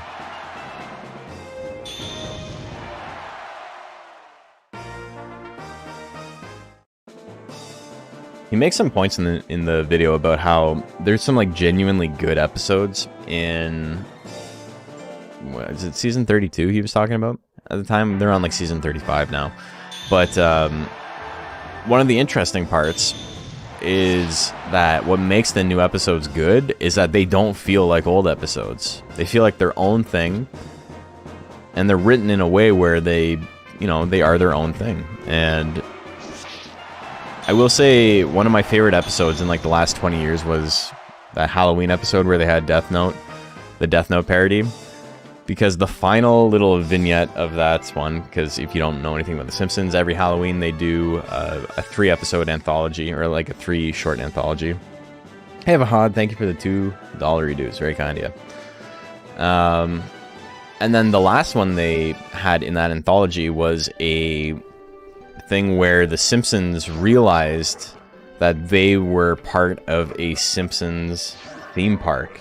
And they like gained self-awareness and had to break out of it and like fight hordes of like Ralphs, just like saying like Ralph quotes like "my cat's breath smells like cat food" and like shit like that. And they had to like get away from it, and it's like oddly symbolic and like actually genuinely funny.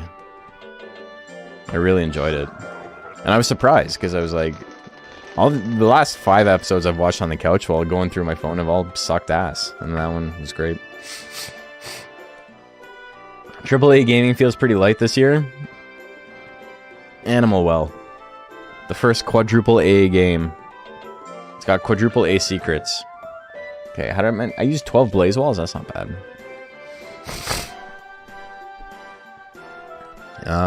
I do remember I did see the thing about Jeff saying that, oh, it's a light year. There's don't expect anything from the awards, which is very funny.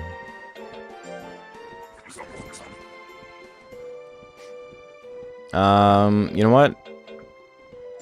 We gotta leap and meditate, so it doesn't really matter the order we do them in. iPatch talked about that one. Yeah. First 4 or 5 Halloween specials from The Simpsons were iconic. And it's really funny, because I remember, you know, it's weird talking about The Simpsons, because reruns and, like, what was new versus what wasn't was like really hard for me to wrap my head around. I was born like months after The Simpsons started, or months before The Simpsons started, so there was like not really a time in my life where it didn't exist. But also it wasn't like so far removed that it was something that, you know, was something my parents watched or whatever. So it was just really a thing that was always on, and like it grew up at the same time I did. So this whole idea of like when The Simpsons got bad or whatever is a little bit different for me, because I remember being about 12 years old, like in grade 8, and then thinking like, you know, this show is like, some of these episodes are weird.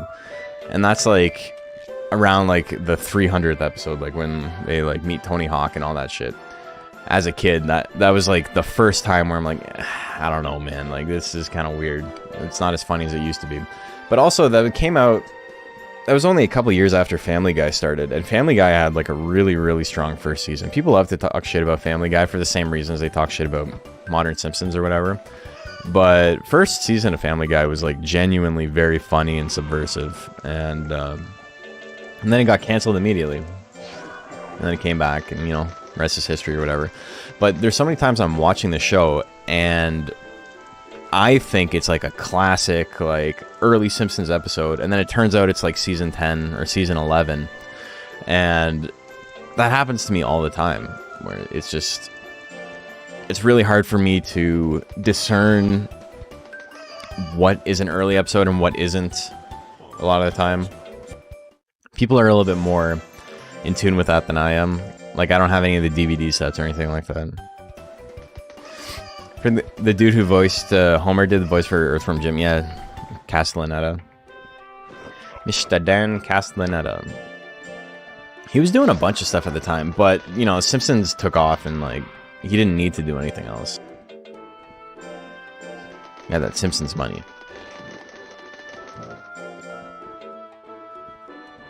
I saw this interview with Harry Shearer, where in the headline is like, or no, it was it Harry Shearer? No, it was, yeah, Harry Shearer, and he was talking about how the Simpsons have gone woke.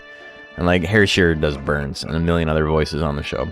But that's what the headline said. And then the actual interview is like a very old man trying to recount something that was said to him in passing. Like, my children have said people that it's going woke. Like, I don't know what this means. And so it was like this like big what do you call it? Like clickbait article about how he called it woke and all this stuff. But it's just like very clearly the ramblings of like a man who's like in his twilight years, like doesn't understand anything about like what he's saying. And like not even in a malicious way, just like simply does not understand what's being talked about. And it made me realize, like, I'm getting old too, man. Harry Shearer's in his 70s? Jesus. Remember when the movie came out, and then after that all my friends lost interest in watching the show? Yeah, that was about the same time for me. I remember there's a couple of things in the movie that stood out to me as, like, especially bad, and I'm not someone who's, like, hypercritical of media. I can find good in a lot of stuff, and the only times I'm like genuinely like negative about things is because it is part of something that like I expected more from, but it's in comparison to something else and not on the merits of its own. Like, we talk about Monster Rancher 4 all the time and how I'm not a big fan of that game, and I think the game, like, as a game is fine. Like, I think it's a good game. I think it does everything it sets out to do for the most part. But I think as a Monster Rancher game, it kind of sucks. And it doesn't really hit any of the benchmarks that I expect a Monster Rancher game to hit. Same thing with Evo. Even though, you know, Evo self-admittedly tried to be something completely different. That's fine. That's why I don't like it. And that's okay. But, like, the game itself is, like, it's a functional game. So many games came out on the PS2 that were just, like, absolute, like, nightmare dog shit. And Evo at least works. It's fine. It's a competent game. It has a lot of like insane pacing flaws, but it's okay. It's not the end of the world. If I had to play that game, like, it's not gonna kill me. It's not Cheetah Man. It's not a movie tie-in game. So all of those in the PS2 era were pretty awful. And the same thing with like movies and stuff. But I remember The Simpsons, there was two parts. First part was an animation thing that like I thought looked really, really awful. and it's Homer running down the steps from this like lodge that they're staying in, and the entire sequence of him running down like 10 steps is like 2 frames of animation. They literally have Homer, and then they make him like tilt, and he goes like tuk tuk tuk tuk tuk. And I remember as a kid being like, are you for fucking real? Like, they couldn't have like splurged a little bit to like, you know, make his legs move or something. And then the other bit is just the whole Spider Pig thing. I think is just like unbearably unfunny. And I hated it as a kid too. I was like, what's the joke here? The joke, like, it never worked for me. Monster Rancher Evo, it's not Dalmatians 3. Put that shit in the marketing. Hey, Macho. Yeah, things are going well. We're just talking about media, and the first time as a kid you realized something that you liked was like maybe, you know, not as good anymore. Marvis. We still don't have the Marvis sound effect. I still gotta do that. I want to revisit Evo at some point, but I don't know when I'm going to do that. Do we do some more battles? I can get a sculpture. I don't need the money.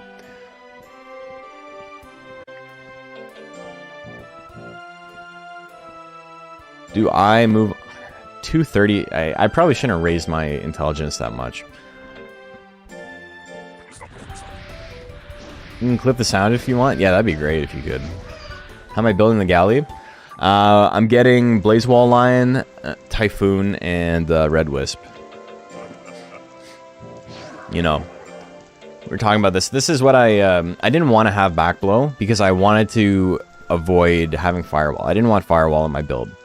But, you know, we rolled for 15 minutes and then I got tired. And so I'm just going to remove Thunderbolt straight and back blow from the build.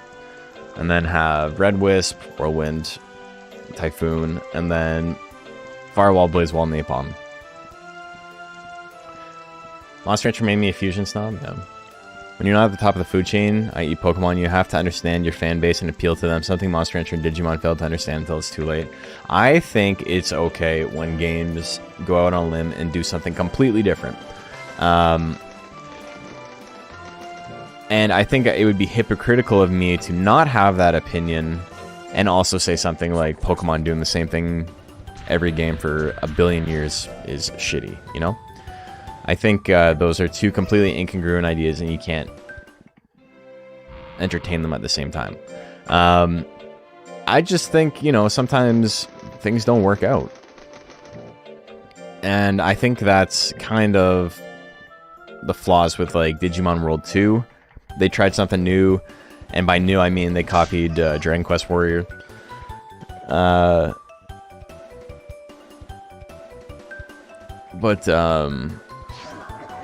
Or sorry, Dragon Quest Warrior, Dragon Quest Monsters, Dragon Warrior Monsters. But it also, like, really speaks to when you can have something like Arceus, right? Which is a fun game, but by all means nothing groundbreaking. And it's genuinely, like, people really like it just because it's something different. And it's competently made. I don't think Arceus is special in any particular way. But it is the most fun I've had playing Pokemon in, like, a decade. Digimon just isn't consistent. Yeah. Yeah, you need to have at least some sort of through line, right? Monster Rancher at least does have some consistency. Like, to the... It's kind of like Smash Bros, right? Where, like, from the outside, each game is just a better version of the one before it, right? But within the scene, you realize, like, the games are significantly different, and they all do different things well, and there are reasons to play certain ones over others. Smash or back blow. We're not getting either of them. Really like Power World. I liked it, and then I kind of ran out of stuff to do. It's kind of the same way in all survival games for me. As soon as I got to set up a factory, I kind of zone out. And that's what happened. I got to, like, level 40. I explored the whole map. And then I kind of just didn't care anymore. I think I had an issue where my base kept getting exploded. And so I was like, fuck it. I'm going to make a big super base. And I made one up in the mountains. And I never got raided again. But then all of my monsters kept clipping into the ground and dying. And so it was like, I don't want to like micromanage this shit. Like, it's not worth it. So I think I would get back into it if it felt like less of a chore. I know survival games and things like that, there's a lot of like maintenance required and like daily upkeep and things like that, and that's fine. But I felt like I was fighting against the game itself and not necessarily that, it felt like there was a lot of stuff I had to do to play the game. Like, there was a lot of stuff I had to do just to get to a point where it was like, okay, now I can like start doing stuff. And not in like a early game is slow type of way, but as in like a, okay, I've already got 100 hours into this game. But I know when I log on today, it's going to be 4 hours before I get to do something new. And it was like that, like, every day for, like, the 2 weeks I played after I got to that level. And I was just like, it's not... I don't think this is my jam. I don't want to have to spend all this time troubleshooting why my monsters are, like, in the ground or, like, why they teleported a billion miles away. Tweak the experience gains? I don't even think it's a problem with that. I could see why that would be more fun. But it was literally just like, you know, if they fix these bugs, I think I would enjoy it more. It would feel like I'm fighting less against the basics of the game. Pokemon Arceus was special. Same can be said about Monster Sanctuary. I don't think it's that big of a deal in the greater canon of games. I think something like Pokemon Snap is significantly more groundbreaking. Like, a rail shooter with Pokemon is just a fucking sick idea. But I did like it. I thought it was a good game. But my whole point was just that, like, because it's different, it shows the potential that, you know, Pokemon has, and like, they have the strongest IP in the entire world. They can do so much with it. And, you know, doing stuff with it doesn't make money, apparently, so they don't want to. Not a huge Arceus fan. I didn't play post-game stuff. I beat the game and I felt like, yeah, I did what I needed to do. It's okay. It's good. How's Monster Crown? I've never played it. One of the artists that have shared my art and followed me on Twitter recently. Oh, that's sick. I did really like Monster Sanctuary, though, but that's more me being a Metroidvania fan. I like exploration and stuff. Hate PvP in survival games. Hate losing progress for no good reason. Yeah, I could see that. You just got bored? I remember trying to, like, I got to a point where I was like, oh, I'm gonna, like, try and catch 50 of this Pokemon to, like, fill up its, or, like, 10 or whatever you needed to fill up its book. And then I'm like, I'm not doing this shit for every Pokemon. Like, that's not worth it. Okay, I'm gonna take a quick break. Go get some water. I will be right back. Thanks for watching up till this point. We're gonna be going for another 2 hours or so. So, I'll see you guys in a bit.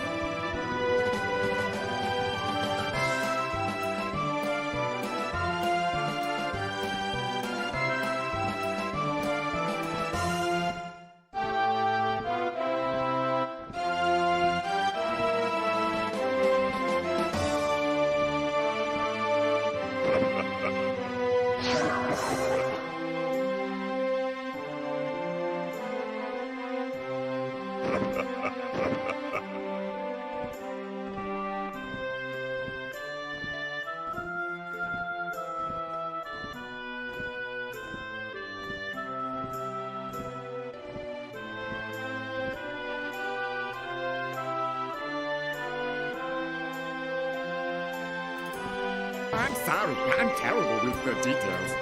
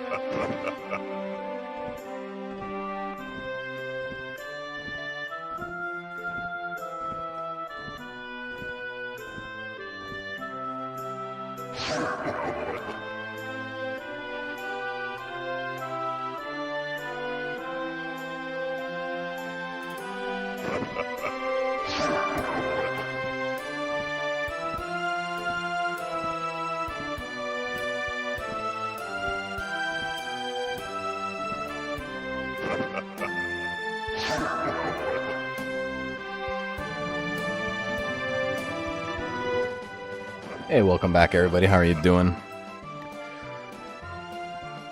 Had to go walk my dog. My bad. But we're back. Oh man. I hate when you have allergies or whatever and you just constantly feel like you have to blow your nose. But like I'm not stuffed up. It feels like I constantly have to blow my nose, so it's like my body is rejecting itself or something.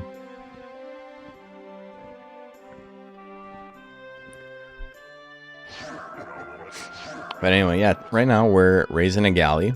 We're doing okay. We got to use a lot of uses of some attacks, so it's a little bit of a grind, but it's going well. We got 24 uses of Blaze Wall already.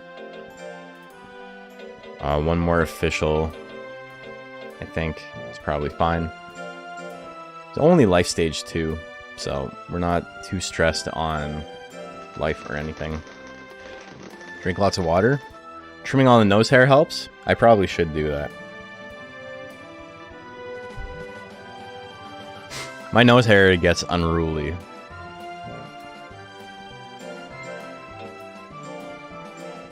You who drinks only water and could probably choke to death on phlegm. Yeah. God damn, the 13s already. I don't even know if I want to do that yet. I don't want to raise my intelligence that much. I could always just, you know, speed run my way to rank S and then do the rest of it there, but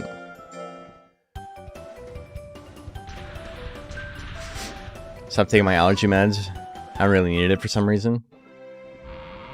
I just have some Benadryl that I think we bought for the dog.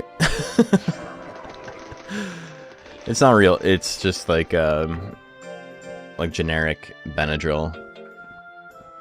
Okay, yeah, there's like nothing else I could do though, right? Leap, I suppose. I think once I get Blaze Wall to 50, I don't really care about stats anymore. I could just do regular grinding. My thing is, I don't want my I don't want my intelligence too high because it means I get to use Blaze Wall less often.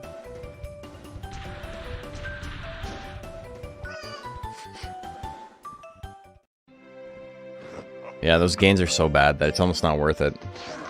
I have a 5 gain in intelligence, so I really should be focusing on that right now.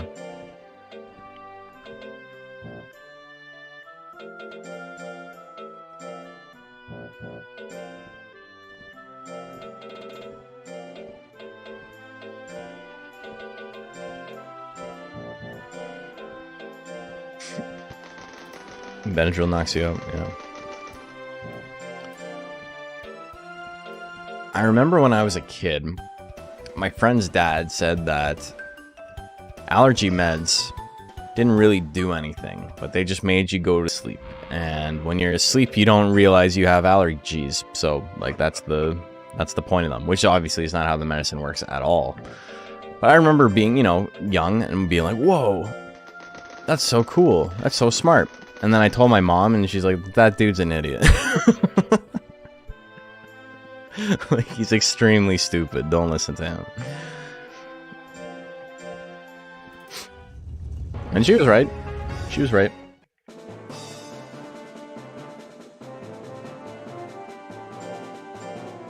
Okay. 24 uses. We can get some more. Hoping to miss, though. Don't have a great chance to miss, but I'm hoping to miss. Everything's placebo. Everything just makes you sleepy, and when you're sleepy, it doesn't bother you.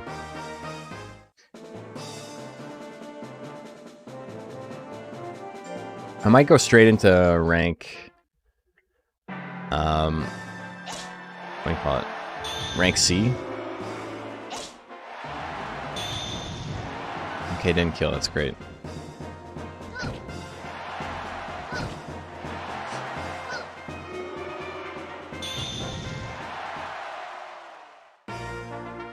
Get up to 30, 32, maybe if I get lucky here. If I lose on purpose, I can get an extra round. Alright, don't give me the guts lead. I don't want the guts lead, brother. It's fine, whatever, we'll take it. 31. So we didn't get a lot of uses out of that, but we got a couple.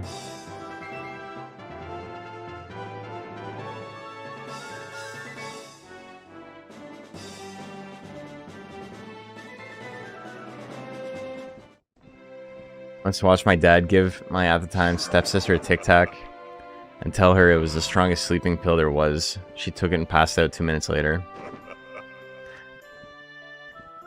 That's pretty funny. Power suggestion. It's pretty strong. Okay. Yeah, December's coming up. I think we just enter it.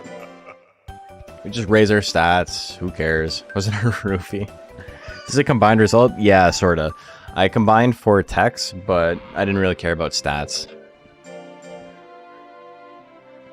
Just did a Phoenix run, got it up to A and it flew off. Next up, Ghost. Hell yeah.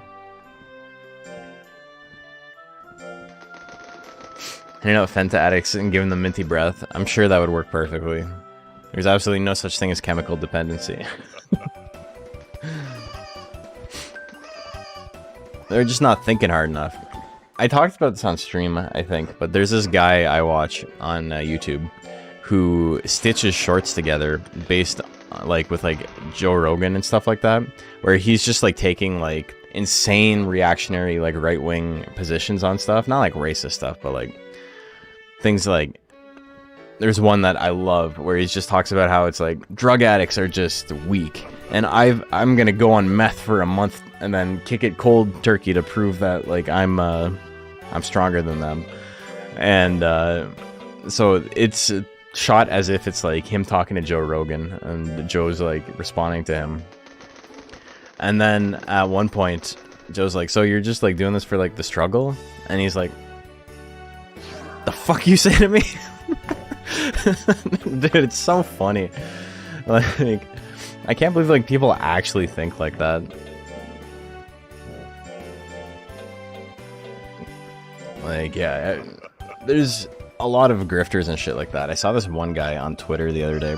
I was like selling a documentary that he had made about how he was dropped off in the middle of New York City with $100 and how he grew a business, a $5 million business in 90 days or something like that.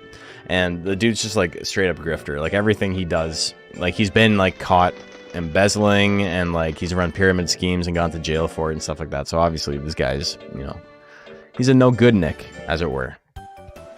That's great, bro. Energy. Yeah, exactly. But it's just like you want someone to believe that you made $5 million with no connections, being just like a homeless person in 90 days. You think someone's gonna believe that? You know how dumb you have to be to think that that's a thing that can actually happen?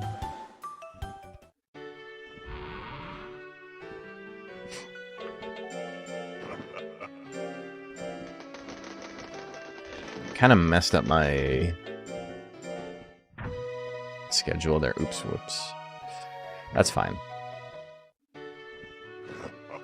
Speaking of Fent, why was I American during CB? Because they fucked it up. I mentioned it to them and they didn't change it. It's whatever. It sucks. I would love to, you know, not be American, but what are you gonna do?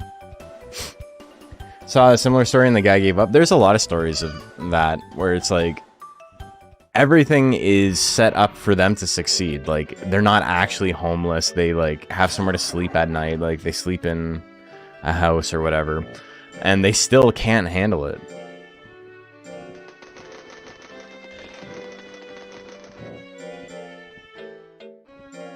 Who would have thought being homeless is tough? It's crazy, I know. True American moose syndrome. It's really funny. One of my friends was homeless for a little while, and it wasn't like he still had a job, but he just didn't have an apartment. He lived out of his car, and it is so obscenely expensive to live like that because you can't like refrigerate food. So all your meals are like stuff you bought the same day. Time intensive to like not have the ability to make like grocery runs and things like that once a week, or do meal prep or whatever it is you do. And I just remember he was spending something like twice as much as he would be spending on an apartment, but it was just like he just couldn't find a place. And I think he was spending like $3,000 a month at the time living out of his car. And people just refuse to believe that it's possible that, you know, things are difficult and expensive. And they think homelessness is like a monoculture, right? Where it's just like everybody is like, you know, the veteran living on the street or whatever, or like the drug addict. But there's so many more facets to it than that. There's couch surfing apps here. Don't know if those are for real. I'm pretty sure they are. Yeah, I got 11 Gemini pots. Got lots of pots.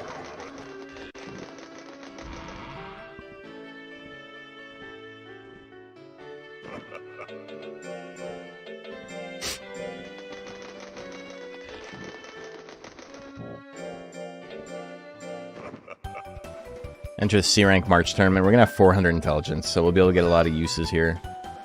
My problem is having no defensive stats. It's a little bit spooky.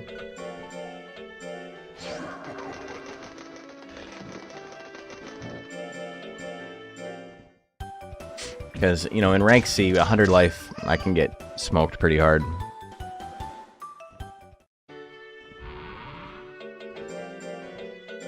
I'm waiting until Prime to do leap drills and run.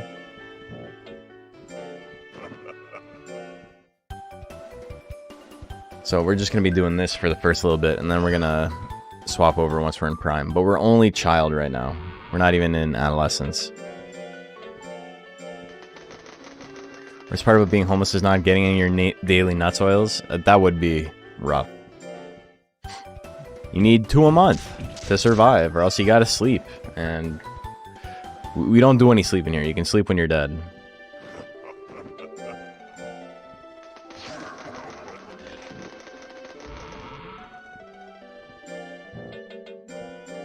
Do you think a week is like a long period of time? Like, is it the same period of time for us? Because I always assumed rest meant like they took it easy, but it shows them literally going to sleep.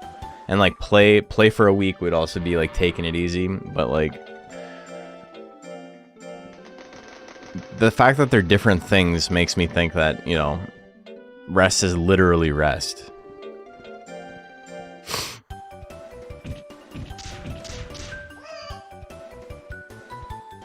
Your parents were the same way. That's how you turned out so awesome. Never get to sleep. What could go wrong?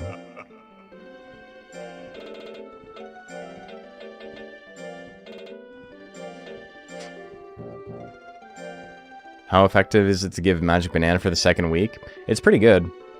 It's a very good method. It just takes a lot of effort and resetting and stuff. I don't think it could be a 1-to-1 ratio given the fact that you get special dialogue for being on the ranch for 100 years and neither you or Colt are dead. That's true.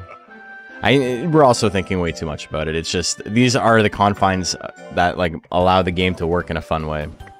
Just sleep for the whole week? I wish. It makes a huge banana for a pillow. He's just chilling. But like, in there, in this, that's basically solitary, right? They're locked up.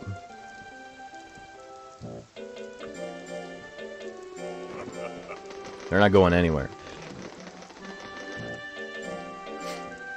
Alright. Let's enter rank C. We got 400 intelligence. Meaning that the only two monsters in the rank that have a higher stat than us are Rock Geiger and Pavoris with power and life respectively. I think we're okay. Trying to finish off Blazewall here. We gotta use it 19 times.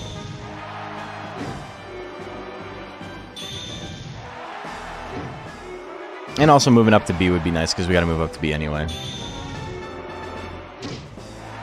Alright, we're still alive, baby. Oh, foolery? In my house? Natural grit, baby.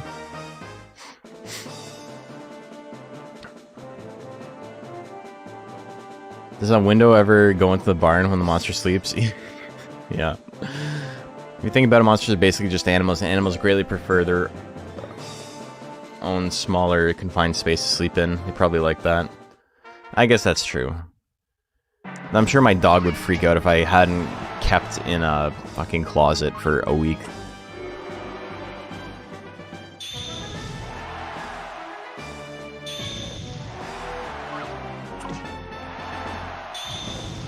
Alright.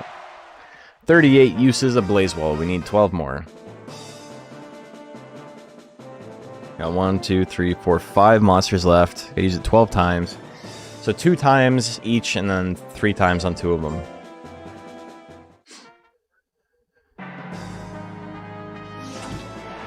Oh, being teleported. No! Okay, missed. Oh, wrong move, but that's okay. I need to use it anyway. Tongue slap, big ol' miss. Good Blazewall. Good gravy. What happens if I use Blazewall enough? If I use it 50 times, I get to go on Errantry and get Napalm, which is the next tech in the chain.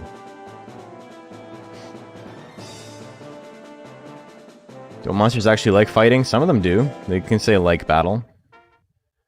I can't even tolerate a door closed somewhere in the house.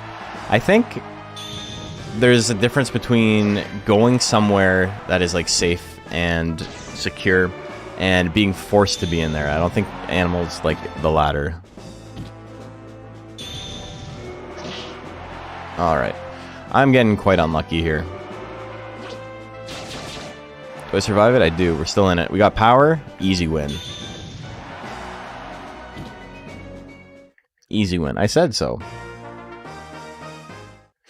God burns the bane of your Nuzlocke runs? Yeah, he's a little bit of a bastard. He ended a couple of mine. We are going to do another Nuzlocke run at some point. I was trying to think of new rules to make it more difficult, but I think the only thing I can come up with is hard mode.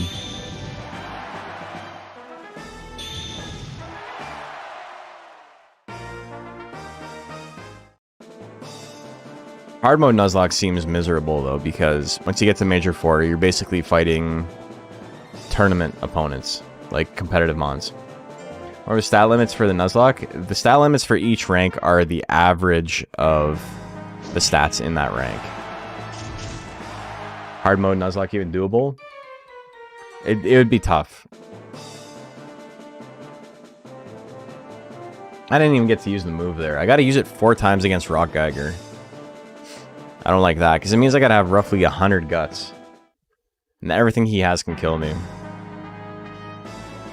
We're dodging. Alright.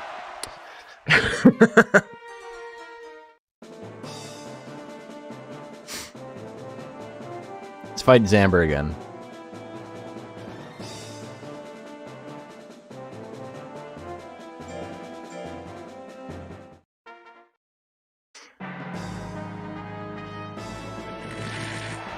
Alright.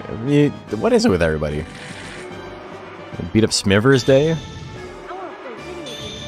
get into hard mode M4 Nuzlocke and get hit by twisters. Story of my life. Hey. Thank you, JSND.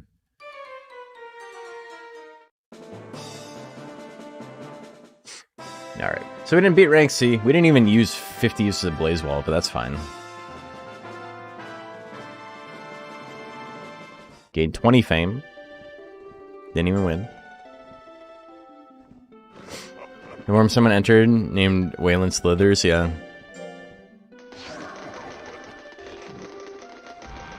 Who would have thought that having 100 life in rank C is a little bit tough to perform with? That's fine though, that just means I can't go on errantry yet.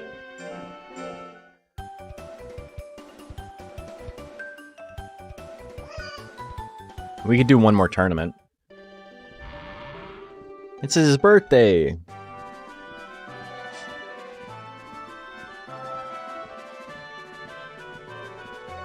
I think I'm probably going to do intelligence to 600 and then stop, because I need to do a lot of leap drills.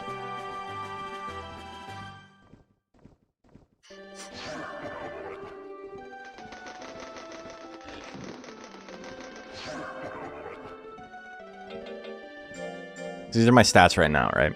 I gotta do a ton of leap drills, so getting my speed up to 7 or 800 is gonna be... probably take longer than getting intelligence the rest of the way.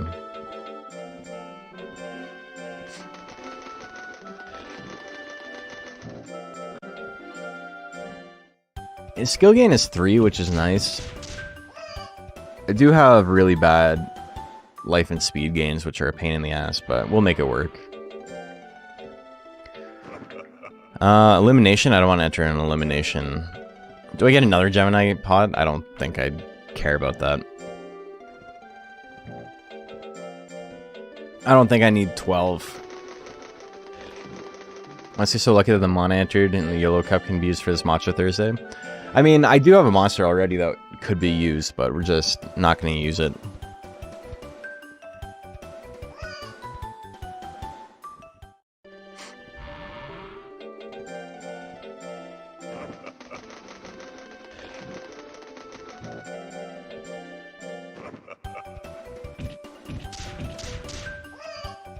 I think we'll enter the C-rank tournament in June again. No, maybe not. I do need 2 more errantries, but I can't actually go on the Blaze Wall errantry yet.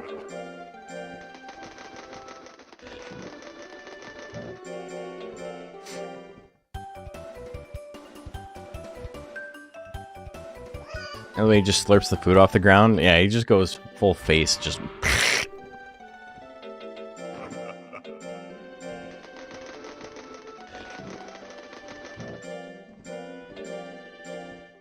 He's gonna use Gel Plant, but Suffocation is an int Tekken HM. You have to go grind out Pierce, yeah.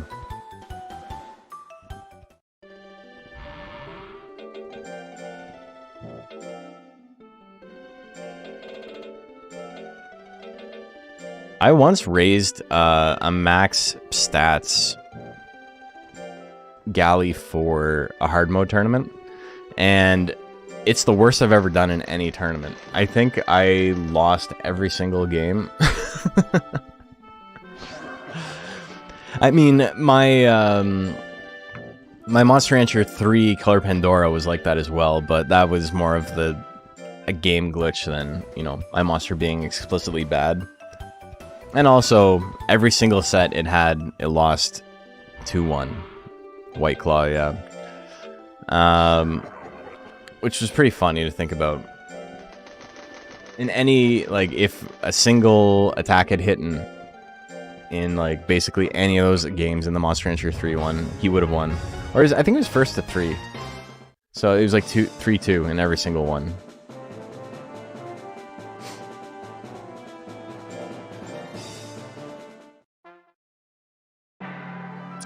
Okay, we're gonna be using... Oh, wrong move. That's fine though. Whirlwind. We're gonna get some Whirlwind uses. Since I'm probably gonna use Blaze Wall just to strictly to advance to rank B, as it is. Like, there's gonna be times where I want to use it, so.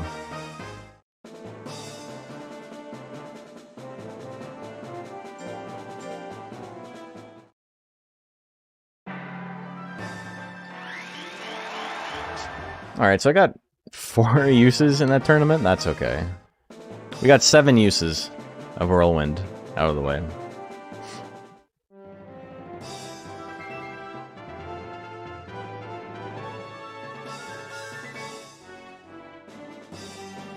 A little bit of money, another Gemini pot.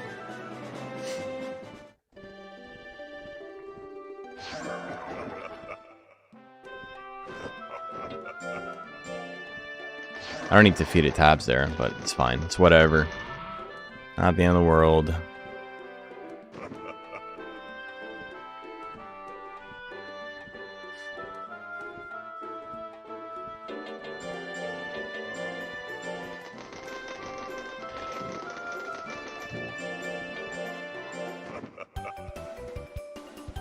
So in this tournament, we're going to be swinging Whirlwind against the weaker monsters, and Blaze Wall probably just to try and win and advance to rank B.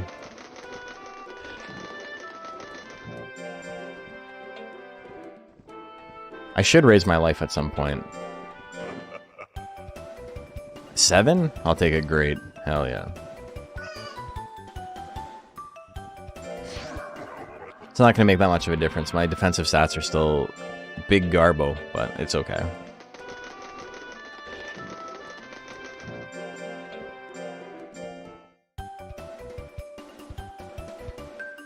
.500 intelligence and rank C. That's not too bad. My skill isn't great, but should be okay. We'll find out.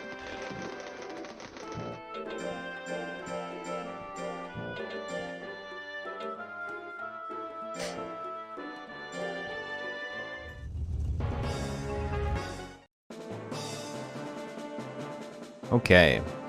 Who I gotta fight? Reckoning first. Same as last time. I might take fast forward off so I can make sure I'm in slot 2 to attack.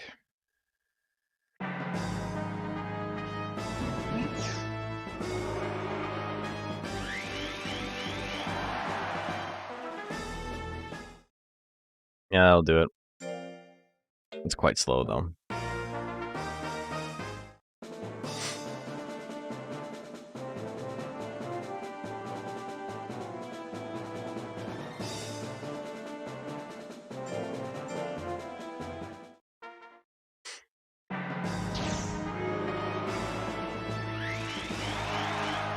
Damn, dude, the crits? That 98 fame coming in handy already.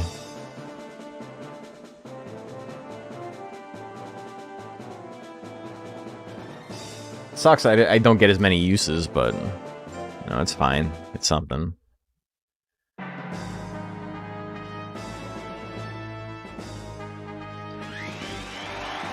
Okay, can we get him to... Okay, we're still alive. Whatever, I'll take that. It's fine.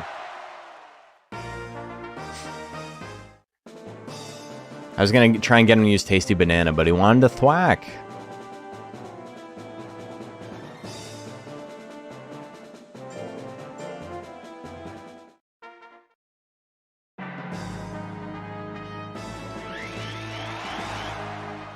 Rolling's pretty good when you have more skill than anyone has speed. It's only -9.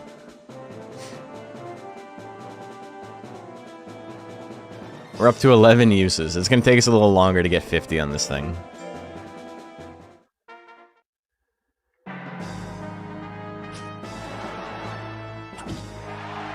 Alright, I don't like that. Okay.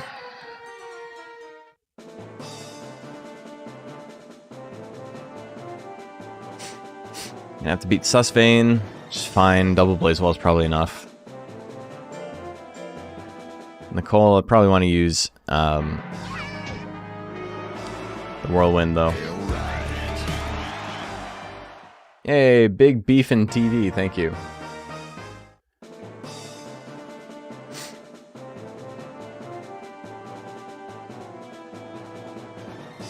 Susvane with the perfect record, hate that shit. All my homies hate Susvane. Okay, we gotta build 4 guts. Now we go in.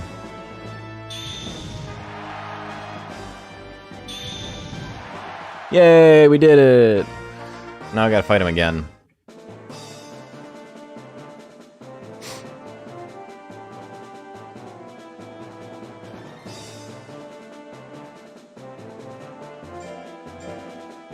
I'm raising this monster for a tournament this week.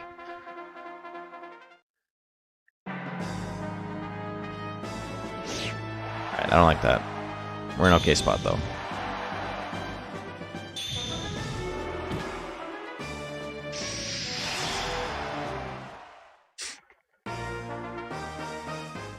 You're on YouTube now? He's aft. When the vein is sus? That's what I'm saying.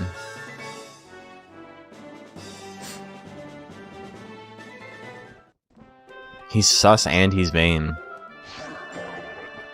Awful combination. Okay, we only got 12 uses of Whirlwind, meaning we use it 5 times in that tournament, which is very funny.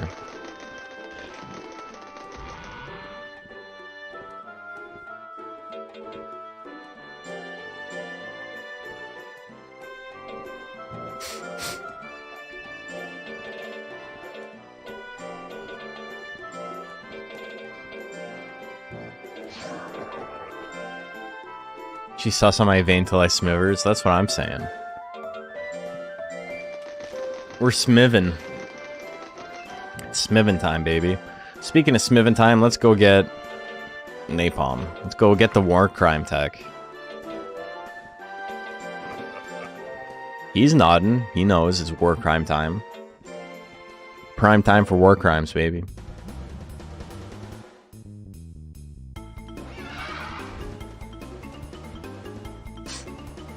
What does that even mean? Don't worry about it.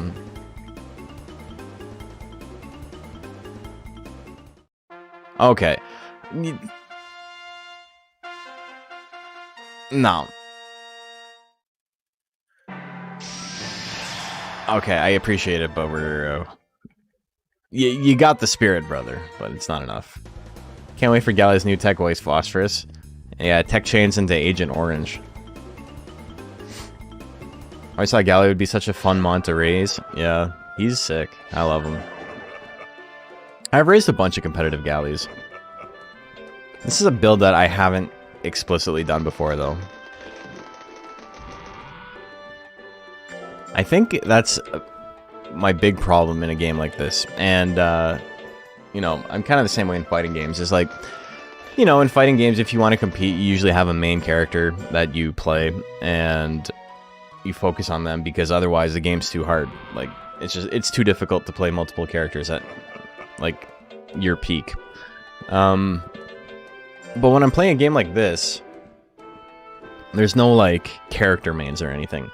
But I will spend a lot of time raising different versions of the same, of the same monster with, like, slight tweaks, trying to find better ratios and, like, better tech loadouts and stuff like that. And so that's why I end up raising the same, like, 10 monsters over and over again. Invitational. Okay. Opposite for fighting games when character wander, I get bored too fast. Which is fine. I've played with lots of people who are like that. It's just hard to compete if that's the goal. It's just a different set of priorities. Probably stop playing King Tekken because he's technically not too good right now and never will be. Because people hate grapplers. He's like fucking busted right now, isn't he? I thought he was like stupid top tier. But also, if you're not playing at high level, tiers don't really matter at all. Alley kick carries King. Is that the low one?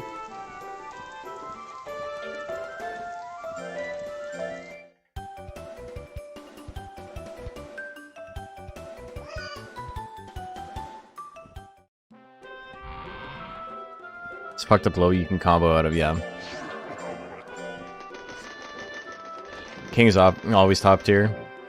Play King because he's cool and he's likable, it's that simple. It's true. You got a good point. Did pretty well in Stage Jam Slam. Yeah, but that's like explicitly not top tier, top level play, right? That's new players.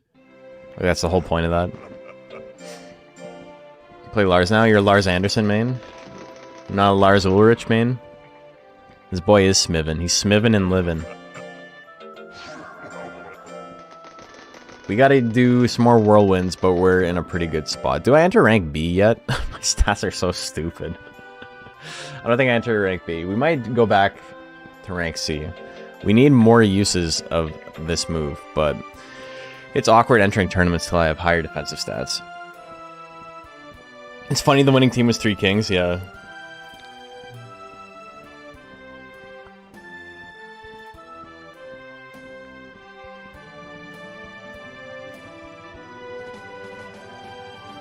You're a Larsbian. How was Combo Breaker? It was great. It was a lot of fun. I did a whole post-mortem on it last Friday, and I'm going to be editing the VOD down to, you know, 30, 40 minutes or whatever, where we watch all the matches and stuff like that. And I talk about what went well and what didn't go well and all that fun stuff. You see Lars live in August? Like, just him? Like, not the rest of the band? God, that'd be the worst fucking concert ever.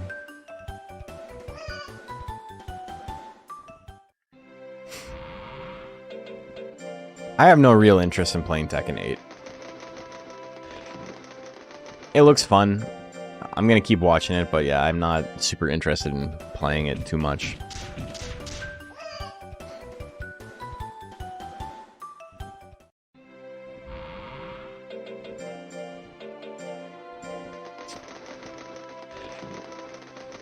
I did fall back in love with Soul Calibur while I was at Combo Breaker. Soul Calibur is such a fun game, man. It's a great combination of like letting you do what you want, like it's very freeform, and also, you know, you're gonna get your ass beat if your opponent is better than you. A lot of mind games, a lot of stuff you need to be aware of, but also it kind of lets you do your own thing. Is Galley's stomach in its mask? I think it pretends to eat the food just to humor me. Can teach you how to play? I mean, I've done pretty well at Tekken events in the past. I have no interest in playing this new one.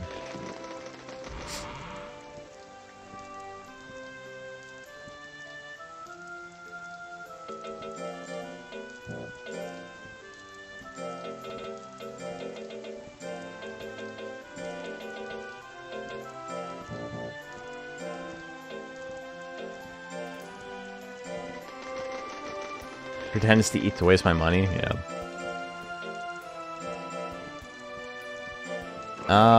I think I do one more after this, and then we move over to the speed drills, and then I think we're okay for intelligence. So this month is the last month I do meditates. And then I keep doing shoots until it's maxed out, and then we move over to life. I probably could use this monster next year to go get a gold peach.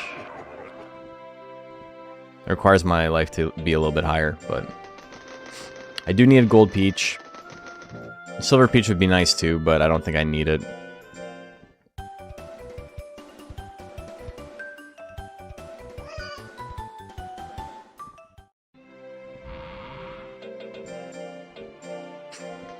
think it's that time again. What time? Time do it be? Gonna whine about UKMR? Hell yeah. We're back, baby.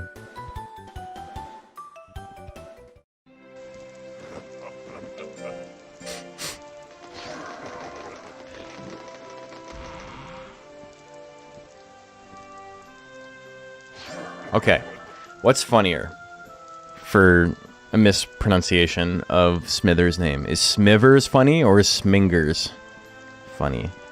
Because Smingers is in the show. Smivers is just a stupid meme. I'm a big Smingers believer. Snickers?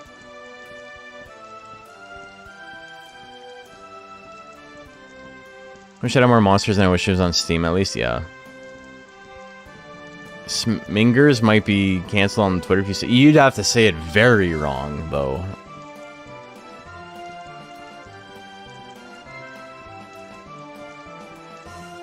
The one Macho wrote is much more likely to get you canceled. Smuckers? With a name like that, he's gotta be good.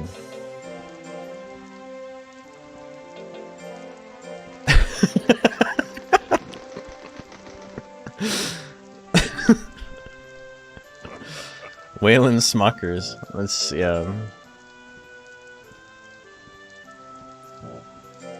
Oh man, this stream is off the rails tonight. Sminger Z. Hell yeah. Speeve McDykel.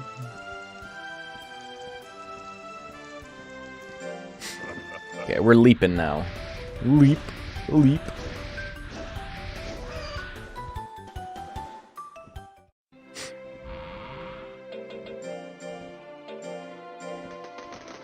Speeve from Becken. It's pretty good in Becken Bive. Hey, we got a great. Hell yeah.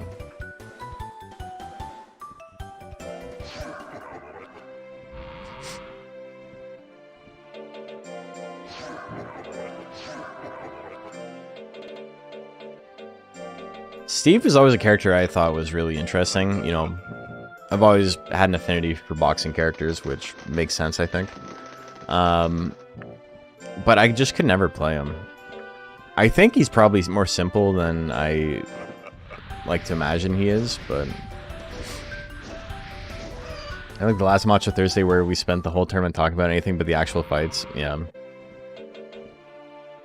Remember people going brisket? Well, that was a typo originally, right?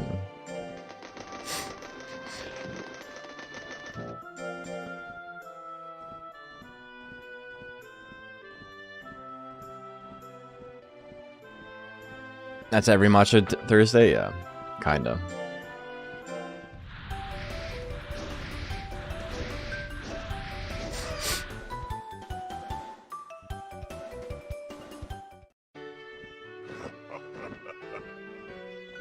Is Bob in Tekken 8? No, he's not. Bob's a fun character. I played a little bit of him in 7. Never brought him to tournament or anything, but he was like really good in that game for a while. How come competitive seems to be mainly Monster Hunter 2, not UK? Is it because UK being Switch exclusive? That's a big part of it.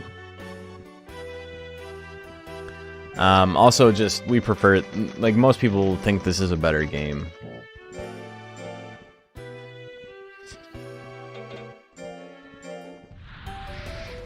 It's just really as simple as that. The reason people like Monster Rancher is because they like the characters they can raise. They like the monsters in Monster Rancher, and UKMR doesn't have any of that.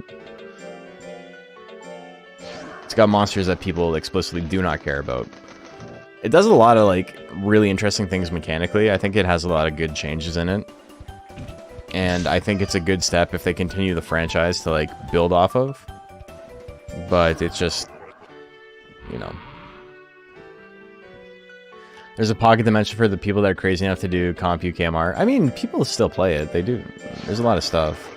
Should add a dragon. But with how big Mochi is, we were talking about that when the game first came out. Imagine if they had, like, Zilla. And then, but Zilla was, like, scaled to be, like, how big he is compared to Mochi, he would be like the biggest kaiju by like a huge margin.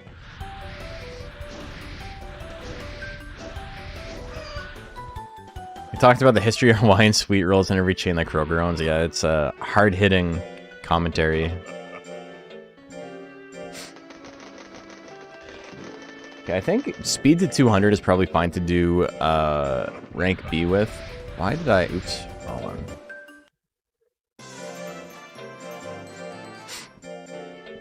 Appreciate that they had Moo Melba, yeah. Try your best. You do. No one can say you don't. God, the 12 cups is eating into my inventory pretty bigly. UKMR hanger when? I know. I would like to do another UKMR video where I kind of revisit it now that people have like figured out tier lists and stuff like that. It's really funny how outside of a few ones that I was like really speculating about, I got a lot of it right. Like my instincts were correct in most places. Belial Canagon's not broken like I thought he was going to be, because he's got bad what do you call it? Bad personalities for what he wants to do. So he can't really like operate at like an optimal level. But we didn't even know personalities existed at that point, really. Or like we didn't know what they did. Very rare that Sevenger's rare skin wasn't Hanger Sevenger. What was it?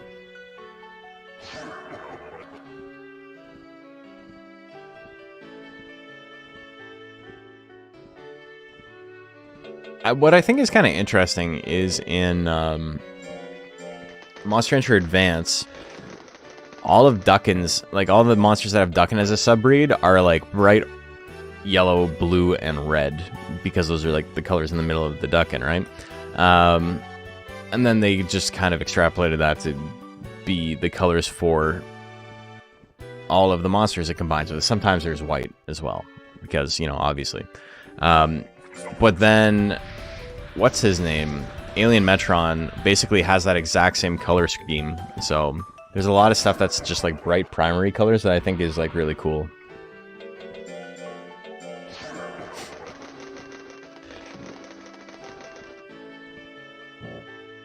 Oh yeah, the Mochi Sevenger. Yeah, the Mochi is like, it's kind of stupid because there is a Mochi, and then combining them does not get that monster. Like, it's bizarre. It doesn't make a lot of sense. I don't know why they did that. Metron is very duck encoded.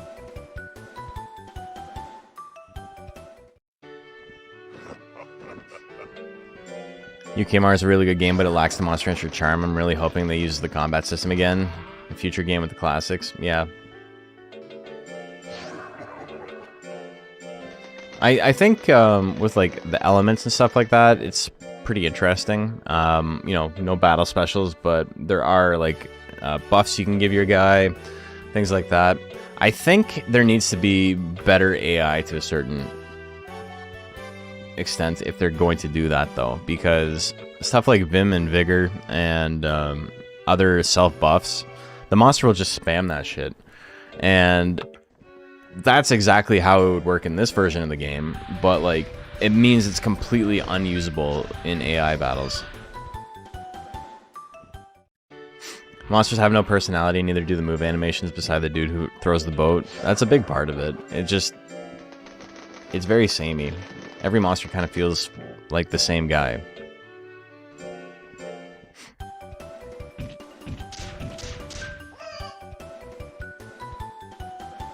Bum they didn't have any mons in all fours. Just any different, like, body style.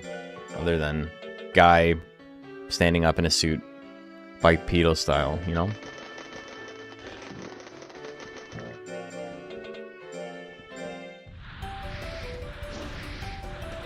Alien Baltans communicate where he sits down at a table is pretty expressive. Sure, but there's like a handful of texts like that in the game. They reuse the same like overhand like claw slash attack for like half the characters in the game. Which again, like all that stuff is fine because it is literally just the same guy in a suit. but you need to have more stuff, right? Like, the main conceit of, like, it's funny that it looks like guys in rubber suits, because, you know, that's what it was like in the original, and that's the thing that people who like Ultraman and the kaijus within are attracted to. They appreciate that aspect of it, is fine, but it is explicitly at odds with differentiating the cast, you know? You can't have both.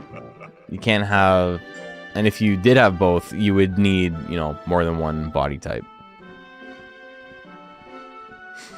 There's also a slot 3 charge attack to melee range. A lot of mons have that, yeah.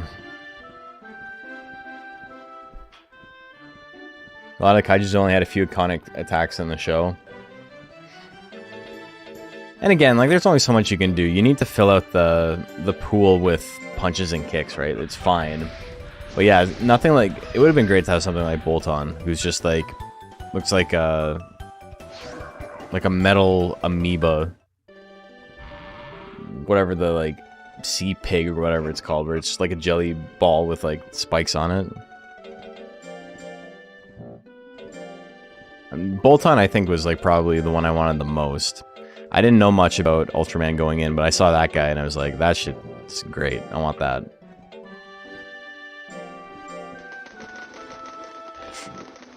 Lycopium is that it's their test run for a mainline Monster Rancher game. The thing is, I don't think Monster Rancher would sell particularly well. But I think the problem with just games in general at this point is that people think you need to spend a shit ton of money to make a game, and it needs to make a shit ton of money or else it's a failure. It's fine to just have, like, low budget games that are good. Like, this wasn't a super high budget game. They didn't spend millions and millions and millions of dollars on it. The game sold like 2 million copies, I think, which, like, by today's standards for, like, a major studio is a huge failure. When you compare it to, like, fucking Mario Kart 8 or whatever that sold like 80 million copies. But that's also the exception and not the rule. But a game selling like 1 million copies is, like, really good. It's fine. You make a shit ton of money that way, and you can bankroll the next game. Everybody gets paid, and you get to keep going. But it doesn't really support an infinite growth model, so, you know, people lose their shit over it. That's not what I wanted.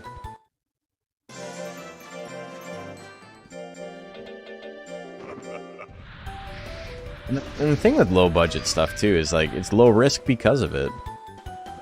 You don't have to put 1 million resources into it. You don't have to have, like, 10 different teams working on the game. You could probably make a new Monster Rancher game kind of like UKMR, but with the Monster Rancher monsters for, like, a fraction of some of these other games that Koei Tecmo was putting out. New good Monster Rancher game budget would be 5 to 7K.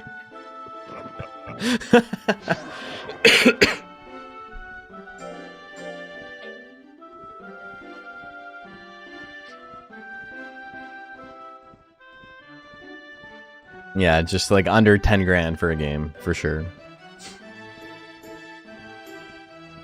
Lack of optimization in modern games is pretty egregious too. Dude, I don't even remember what game it was, but I just saw someone talking about it where the download is like 300 gigs, and the game requires you to have the prequel, like the previous version of the game that came out, or else it won't run.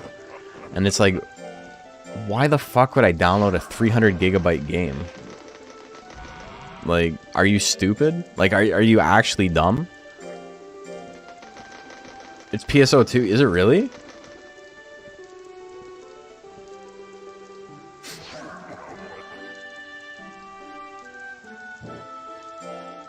I didn't think... No. What are you talking about? It's a Western game.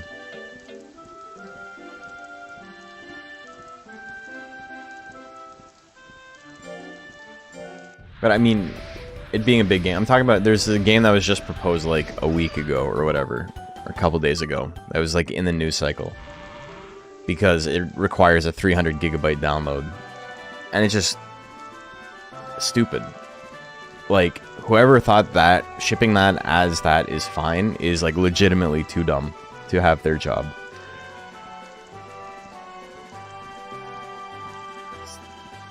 I had a second game that you also needed to install. Oh yeah, it's around 20 gigs. Okay.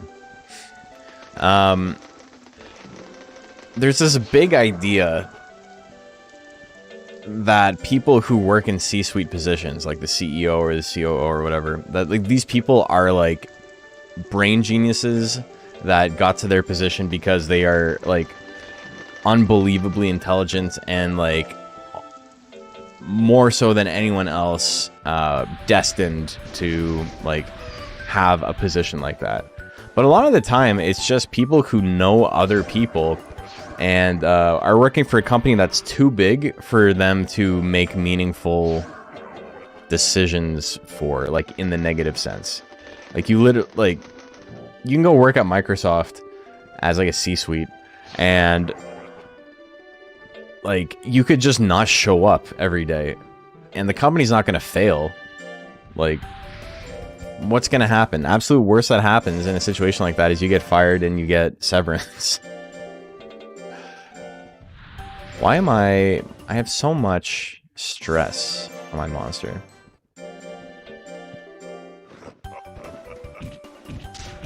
Golden parachute. Like, it literally, you don't need to be good at your job. I've done meetings for some very big companies where it's the, you know, the CEO comes in and he's talking to all the teams and they do a little report for him. And half the time, his fucking advice to them is like, can we get the numbers up? Like, can we work a little bit harder to, like, you know, increase our margins or increase our profit share or our, you know, how much of the market we currently have cornered? And they're just like, yeah, we'll work on that. And it's like, a fucking baby could do that job. Like, what's the... Like, what? No insight. Just like, it's like that fucking Simpsons episode where Homer is in charge of the team and they're like, can you work harder? And they're like, absolutely. And then they work harder. It's like, it's not management.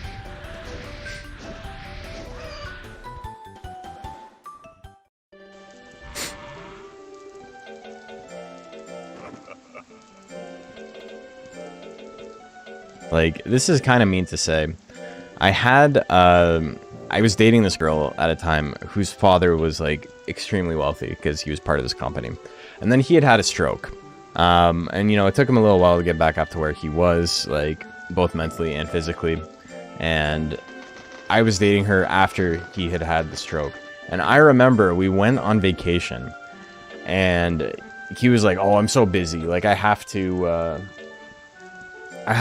do all this paperwork and stuff. Like, I'm not going to get time to relax and whatever. And, like, we went to Whistler during the Winter Olympics. It was, like, a big deal. It was really expensive. But he's like, oh, I'm not going to have any time to relax. And then I was watching him work over his shoulder. And he had his fucking papers upside down. And he was just like, yes. And, like, what? Like, what? Like, you're not even reading the fucking papers. What are you doing? It's all just a show. Like, you're so fucking deluded that, like, instead of, like, spending time with your family, you are, like, pretending to be working on a thing. And, like, that's just your personality. Like, it's so insane to me. It's like a mental illness. And, like, I don't know how good he was at his job, but it was, like, very clearly, like, he was trying really hard to make it seem like, you know, he was more necessary than he was or whatever.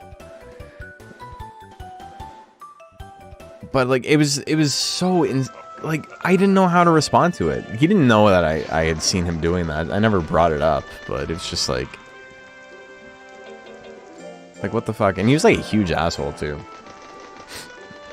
We were skiing down the mountain. I was snowboarding, and he cut me off super hard. Like, we were, like, side by side, and then he sped up a little bit, and then, like, got right in front of me because he thought it would be funny. And I wiped out so hard that I hit myself in the back of the skull with my snowboard, and I cut the back of my head open. And he's like, well, you should have stopped sooner. And it's like, dude, it was your fucking fault. It was your fault. And, you know, me and that girl did not stay together for very long.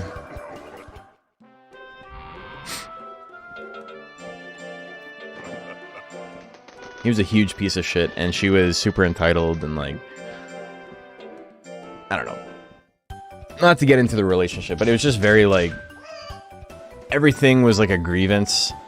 Like, someone who had never, like, had any real problems. Helmet? No. Someone who had never had any real problems in their life, like, finding fault with everything. You know? One of those people. We need to implement measures to mitigate operational hemorrhage. Yeah. Big words.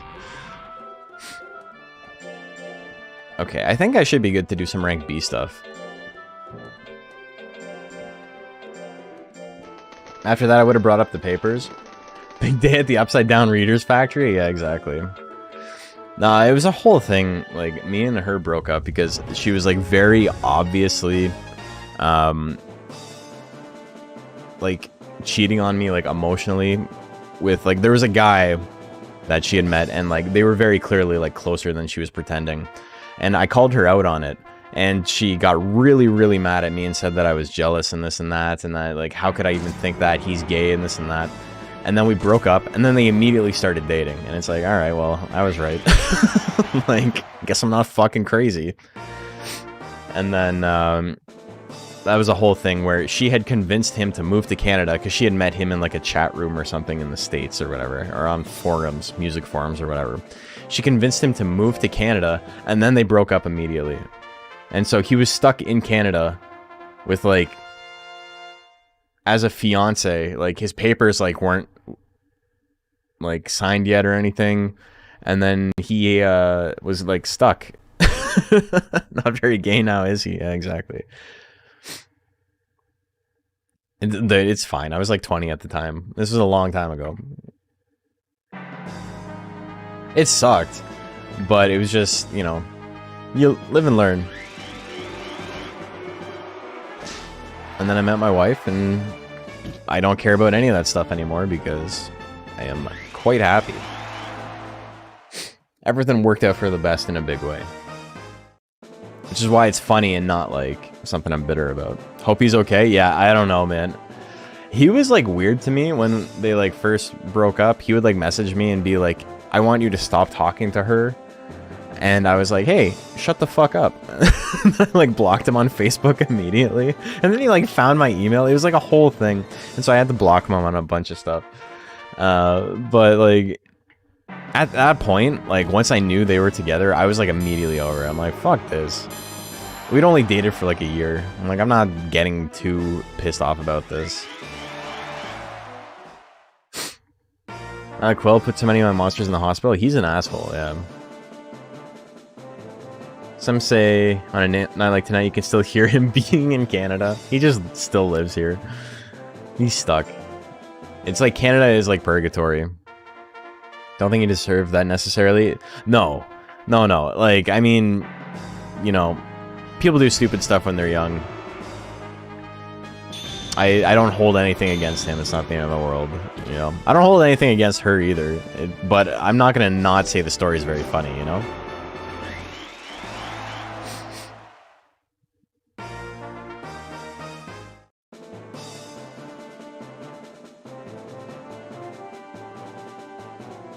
Two rugs trying to set each other on fire. Yeah, he was trying to smoosh me.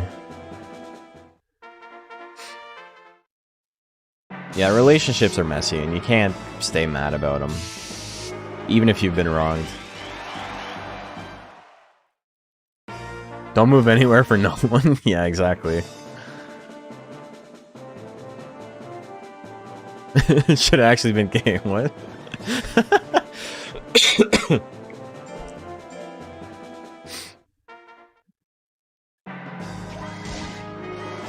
But yeah, life's too short to hold grudges for that kind of stuff. Kind of like how my monster looks like a shower curtain. He's just chilling. He's fresh. Okay, missing here is actually not too bad. Get more uses.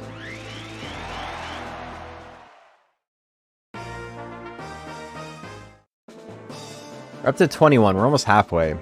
In rank A, we'll be able to finish off the rest. Galley pattern shower curtain would be hella. It would be hella. Do I die? I do die here. Womp womp. No rematches, eh? That's fine.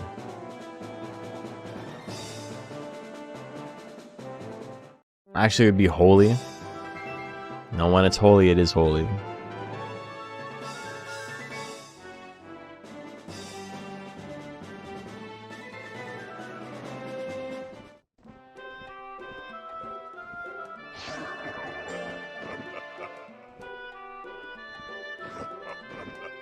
Hella is kind of old slang. Yeah, I say it. I haven't said it in a long time, but I think about saying it all the time. Joker shower curtain is hella.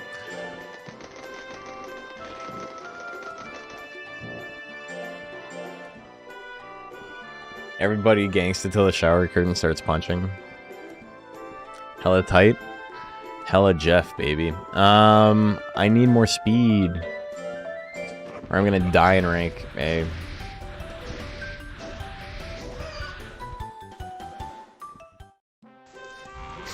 We're almost in prime.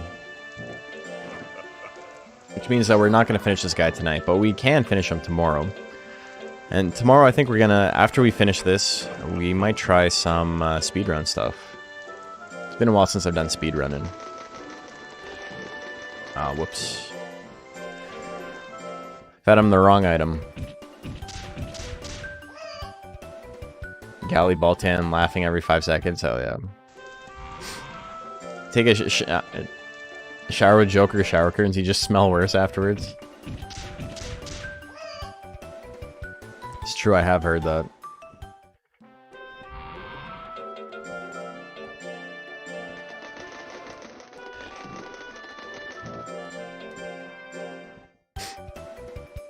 Alright, and we get a great hell yeah.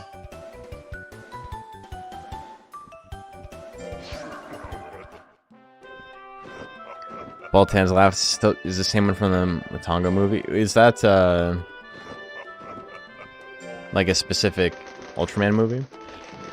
I put up my Mon test after you finish, but the moveset is Garbo and Vanilla. Dude, that was so funny. That was like when I made my my Ghost. And it was just like complete ass because, you know, it just has surprise.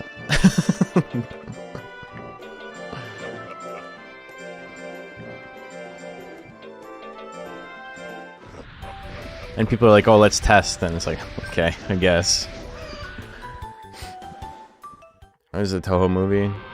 So we are a creator of Ultraman, also working on Godzilla movies. Oh, okay.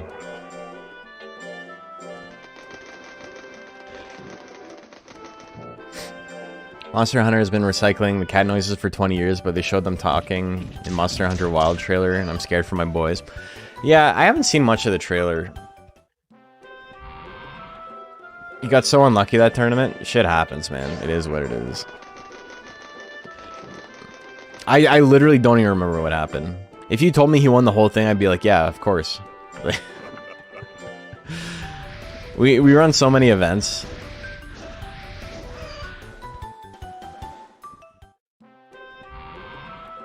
Okay, Smivers is in his prime. We got Smivers Prime. Smivers Prime would be a good name. Doesn't mean anything, but it's funny. Don't like the hunter's armor aside from the hat? I think the hat with like the little mask he pulls down is pretty cool. Tried to find the stream of the Monster Rancher Combo Breaker event, but I failed. Where were you looking?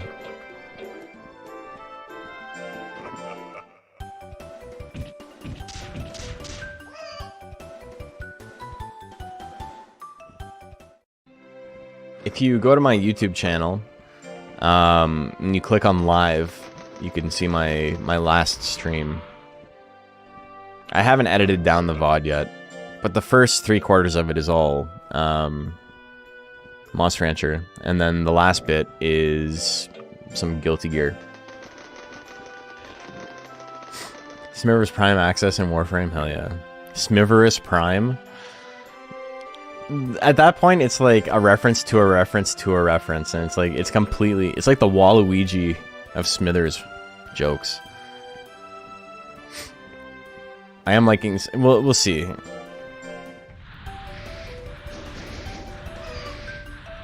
Smithers Prime would be a good name.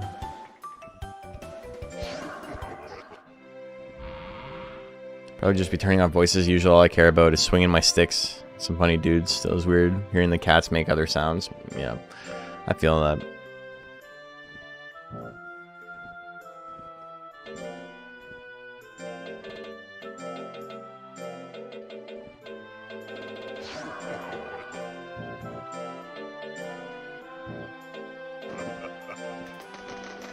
Don't even get the Smithers joke. It's just, it's an old meme.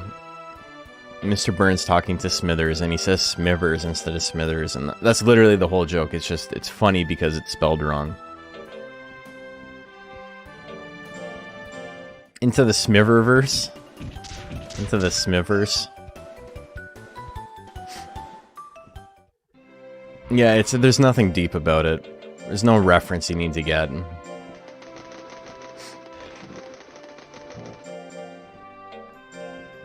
Smithers Prime is like an entire abstraction beyond that, though, because like that means literally nothing.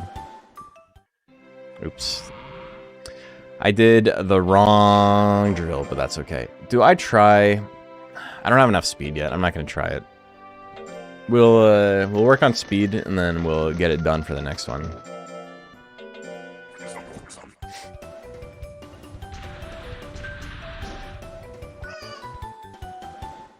But the Smingers thing is from the Who Shot Mr. Burns episode. And Grandpa's like, yeah, Smingers did it.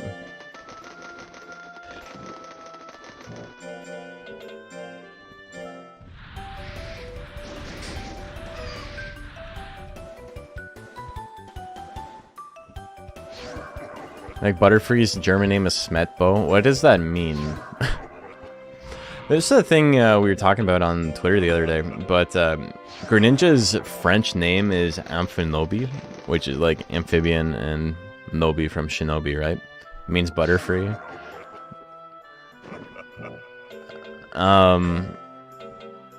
But Greninja is already a French name. Like Gren, it comes from Grenouille, which is French for frog, right? Amphinobi is a way cooler name. I don't think it has the same flow to it as Greninja.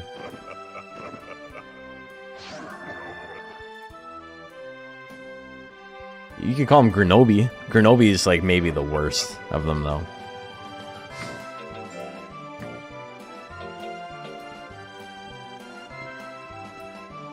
What's the second one? Froakie, and then I don't remember the second one. Frogadier, yeah. You could have called Frogadier Amphinobi or Greninja, and then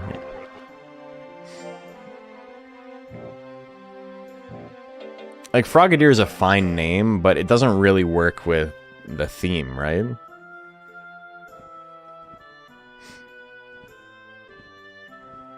Grenobi sounds like something white people call their grandpa. My Pop, my Grenobi.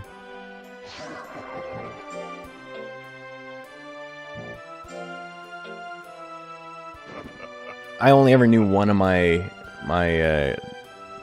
grandfathers. My maternal grandfather passed like 4 years before I was born. But my paternal grandfather was like French side of the family, so we never said grandpa or Pepe or whatever. The Poppy.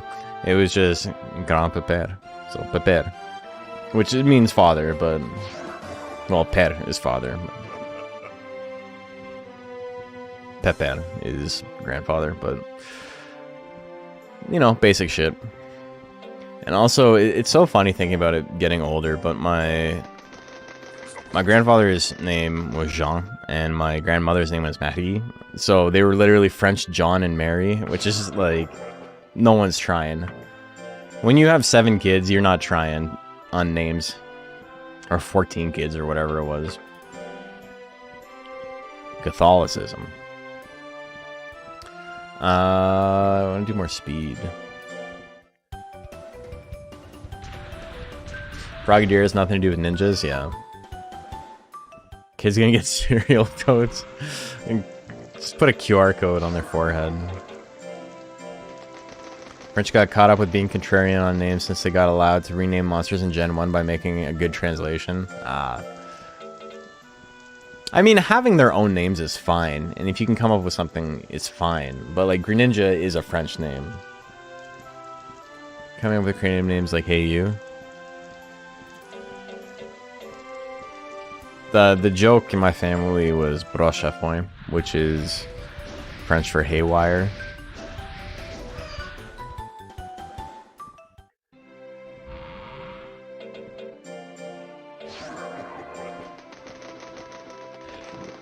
Which, the haywire is one of those things where it's like, you don't think the literal translation would mean the same thing in French and English.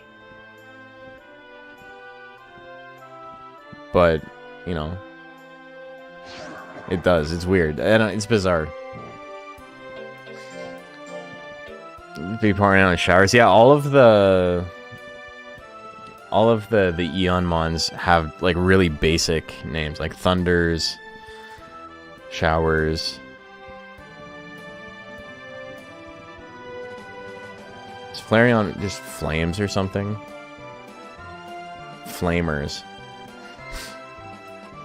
You want to talk about Umbreon? Yeah, that one's different. don't talk about that one. Okay, Monster Rancher is literally no better than that.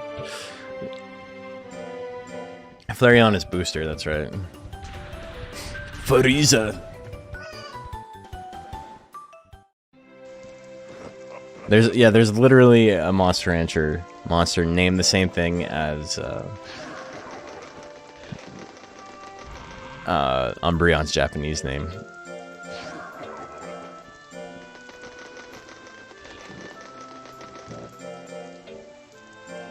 Where are we at? We're doing okay.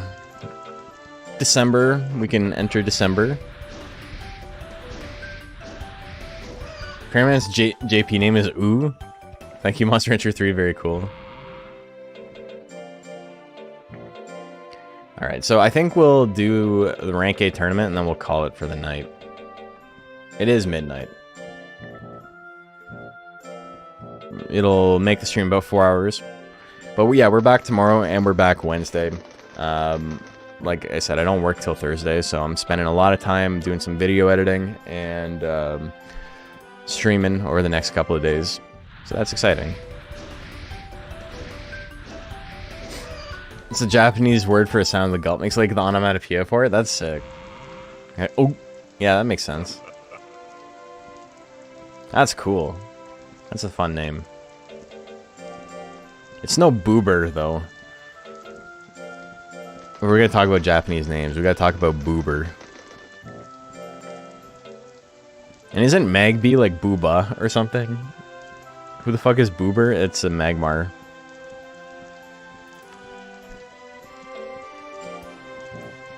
Yeah, Booby. Yeah, hell yeah. Love it. Dudes rock. Okay, what's happening with my drills? 18 stress, 38 life index. Yeah, this puts me over. Fuck. Oh well. Booby isn't as funny as Boober though. Megmortar? I don't actually know. Mega Boob. Mega Boober.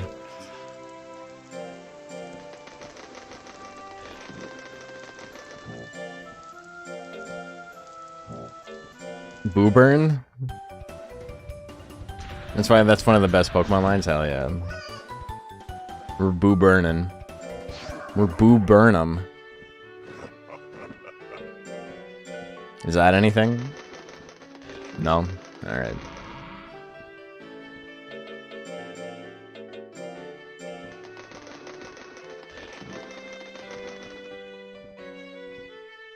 I was saying Boo Earns.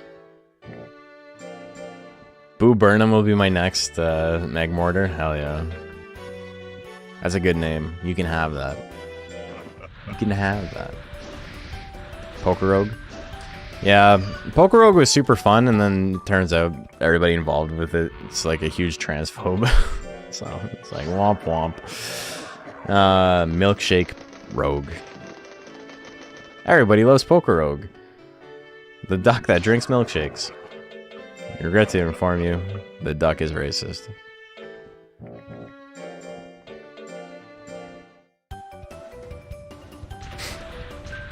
Weird that a series of fire types is named after a seabird. Which one is... Oh, yeah, the boobies and the boobers. You know, that unfortunate game's cool, though.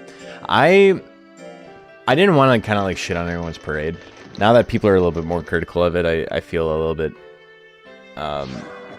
like, more okay being open about... I wouldn't say disdain, but there's parts of it I really didn't like. The game is far too slow in the intro. Like...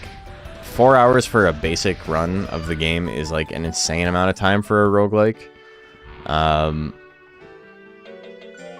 And the fact that most of them are like really, really obviously going to work or not going to work within like the first like 5 minutes ruined a lot of my enjoyment of the game after the very first time I played it. Once I got to like my second and third run, I was like, I don't know how much of this I can play. I think I played it like 10 times and then that was it. That was a single mod? No, it was the maker, the guy who made the game.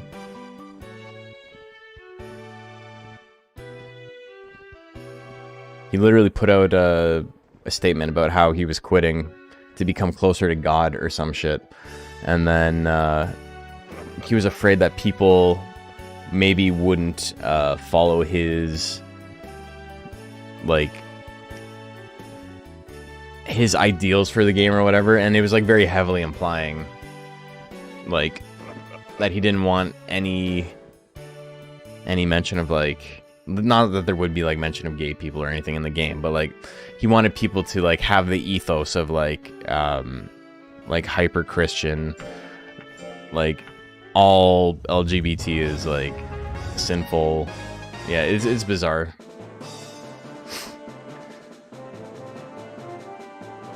Apparently the game's entire mod dev team got shook up twice since that happened. Really? No ending if you choose femme main character? Really? The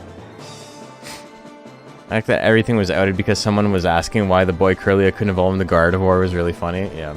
Even something like that, like, I don't think that's that big of a deal. I don't think that needs to be like a political thing. It's just like, fine, for the sake of the game, it's easier if female ones go into Gardevoir and male ones go into Galley. Like, it's not that big of a deal. That's all I had to say. But they had to, like, double down and be like, no, actually, it's, you know.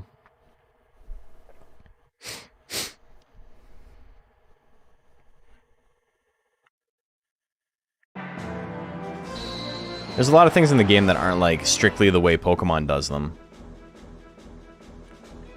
But it's done in a way that makes the game a little bit more inviting to actually play. And that's, like, totally fine.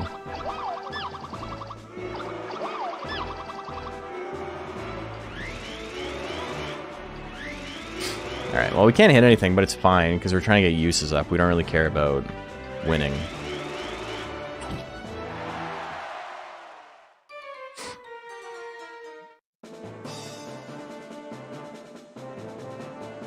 Like the Esper cats that evolved into 2 different forms. They're pretty cool.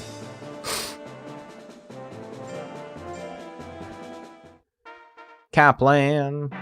Kaplan's a good monster for this. Because I don't want to hit. Alright, I got... Excuse me? 14%? Come on. I haven't hit an attack yet. He's gonna hit a 14%.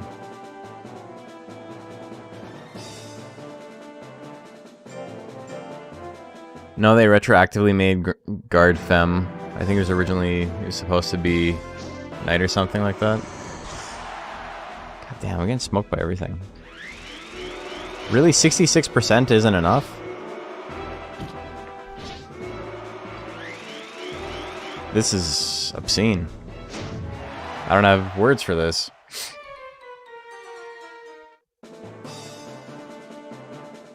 I've got 7 uses in, which is fine.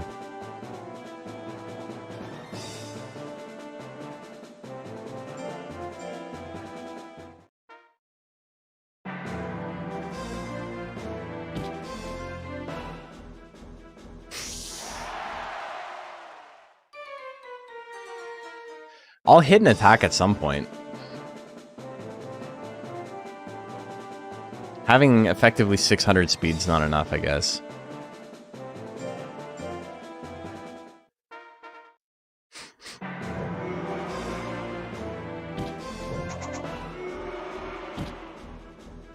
I've been a huge fan of that line, though. Got a little more appreciation for Galley since he's pretty good in VGC.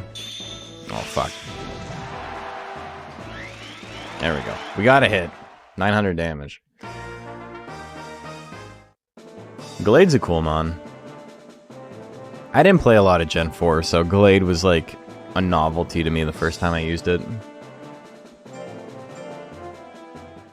Kingler? Hell yeah. I'm a big Kingler fan. I 100% expected that to hit the way things have been going. That's why I don't want the move to hit. It's only got, what, 35 force, but the 800 intelligence is definitely enough to win it.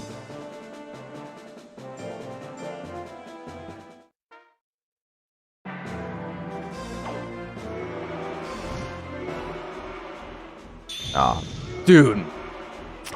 Come on, 90%?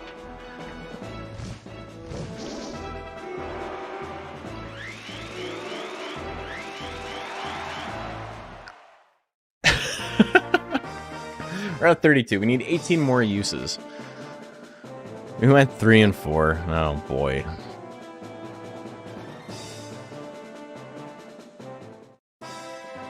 Alright.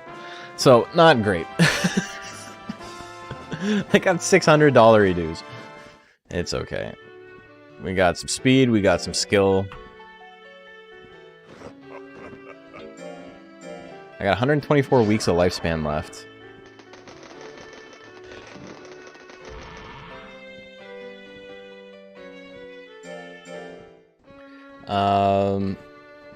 Gold Peach I think is going to be a little bit late.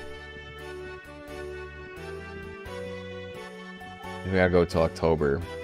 That's what, another 30-ish weeks. But I think I'll be okay.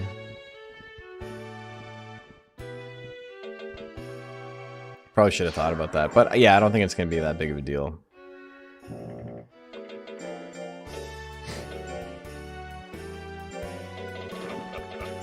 I really shouldn't have entered that tournament even. I should have waited.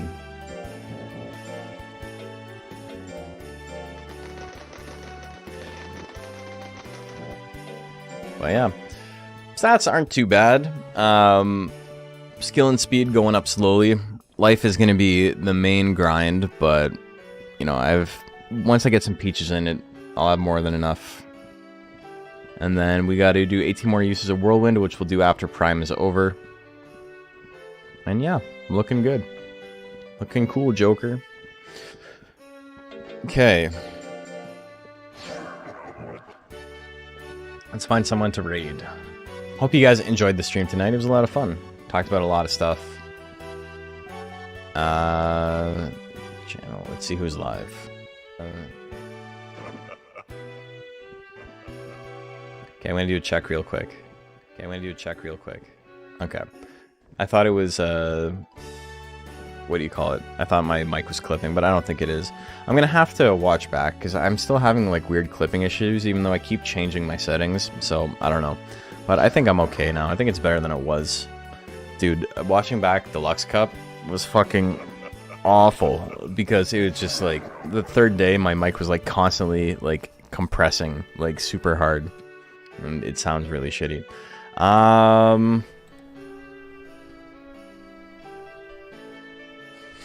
Who are we gonna raid? Prince of Games playing Monster Rancher. Let's go raid them.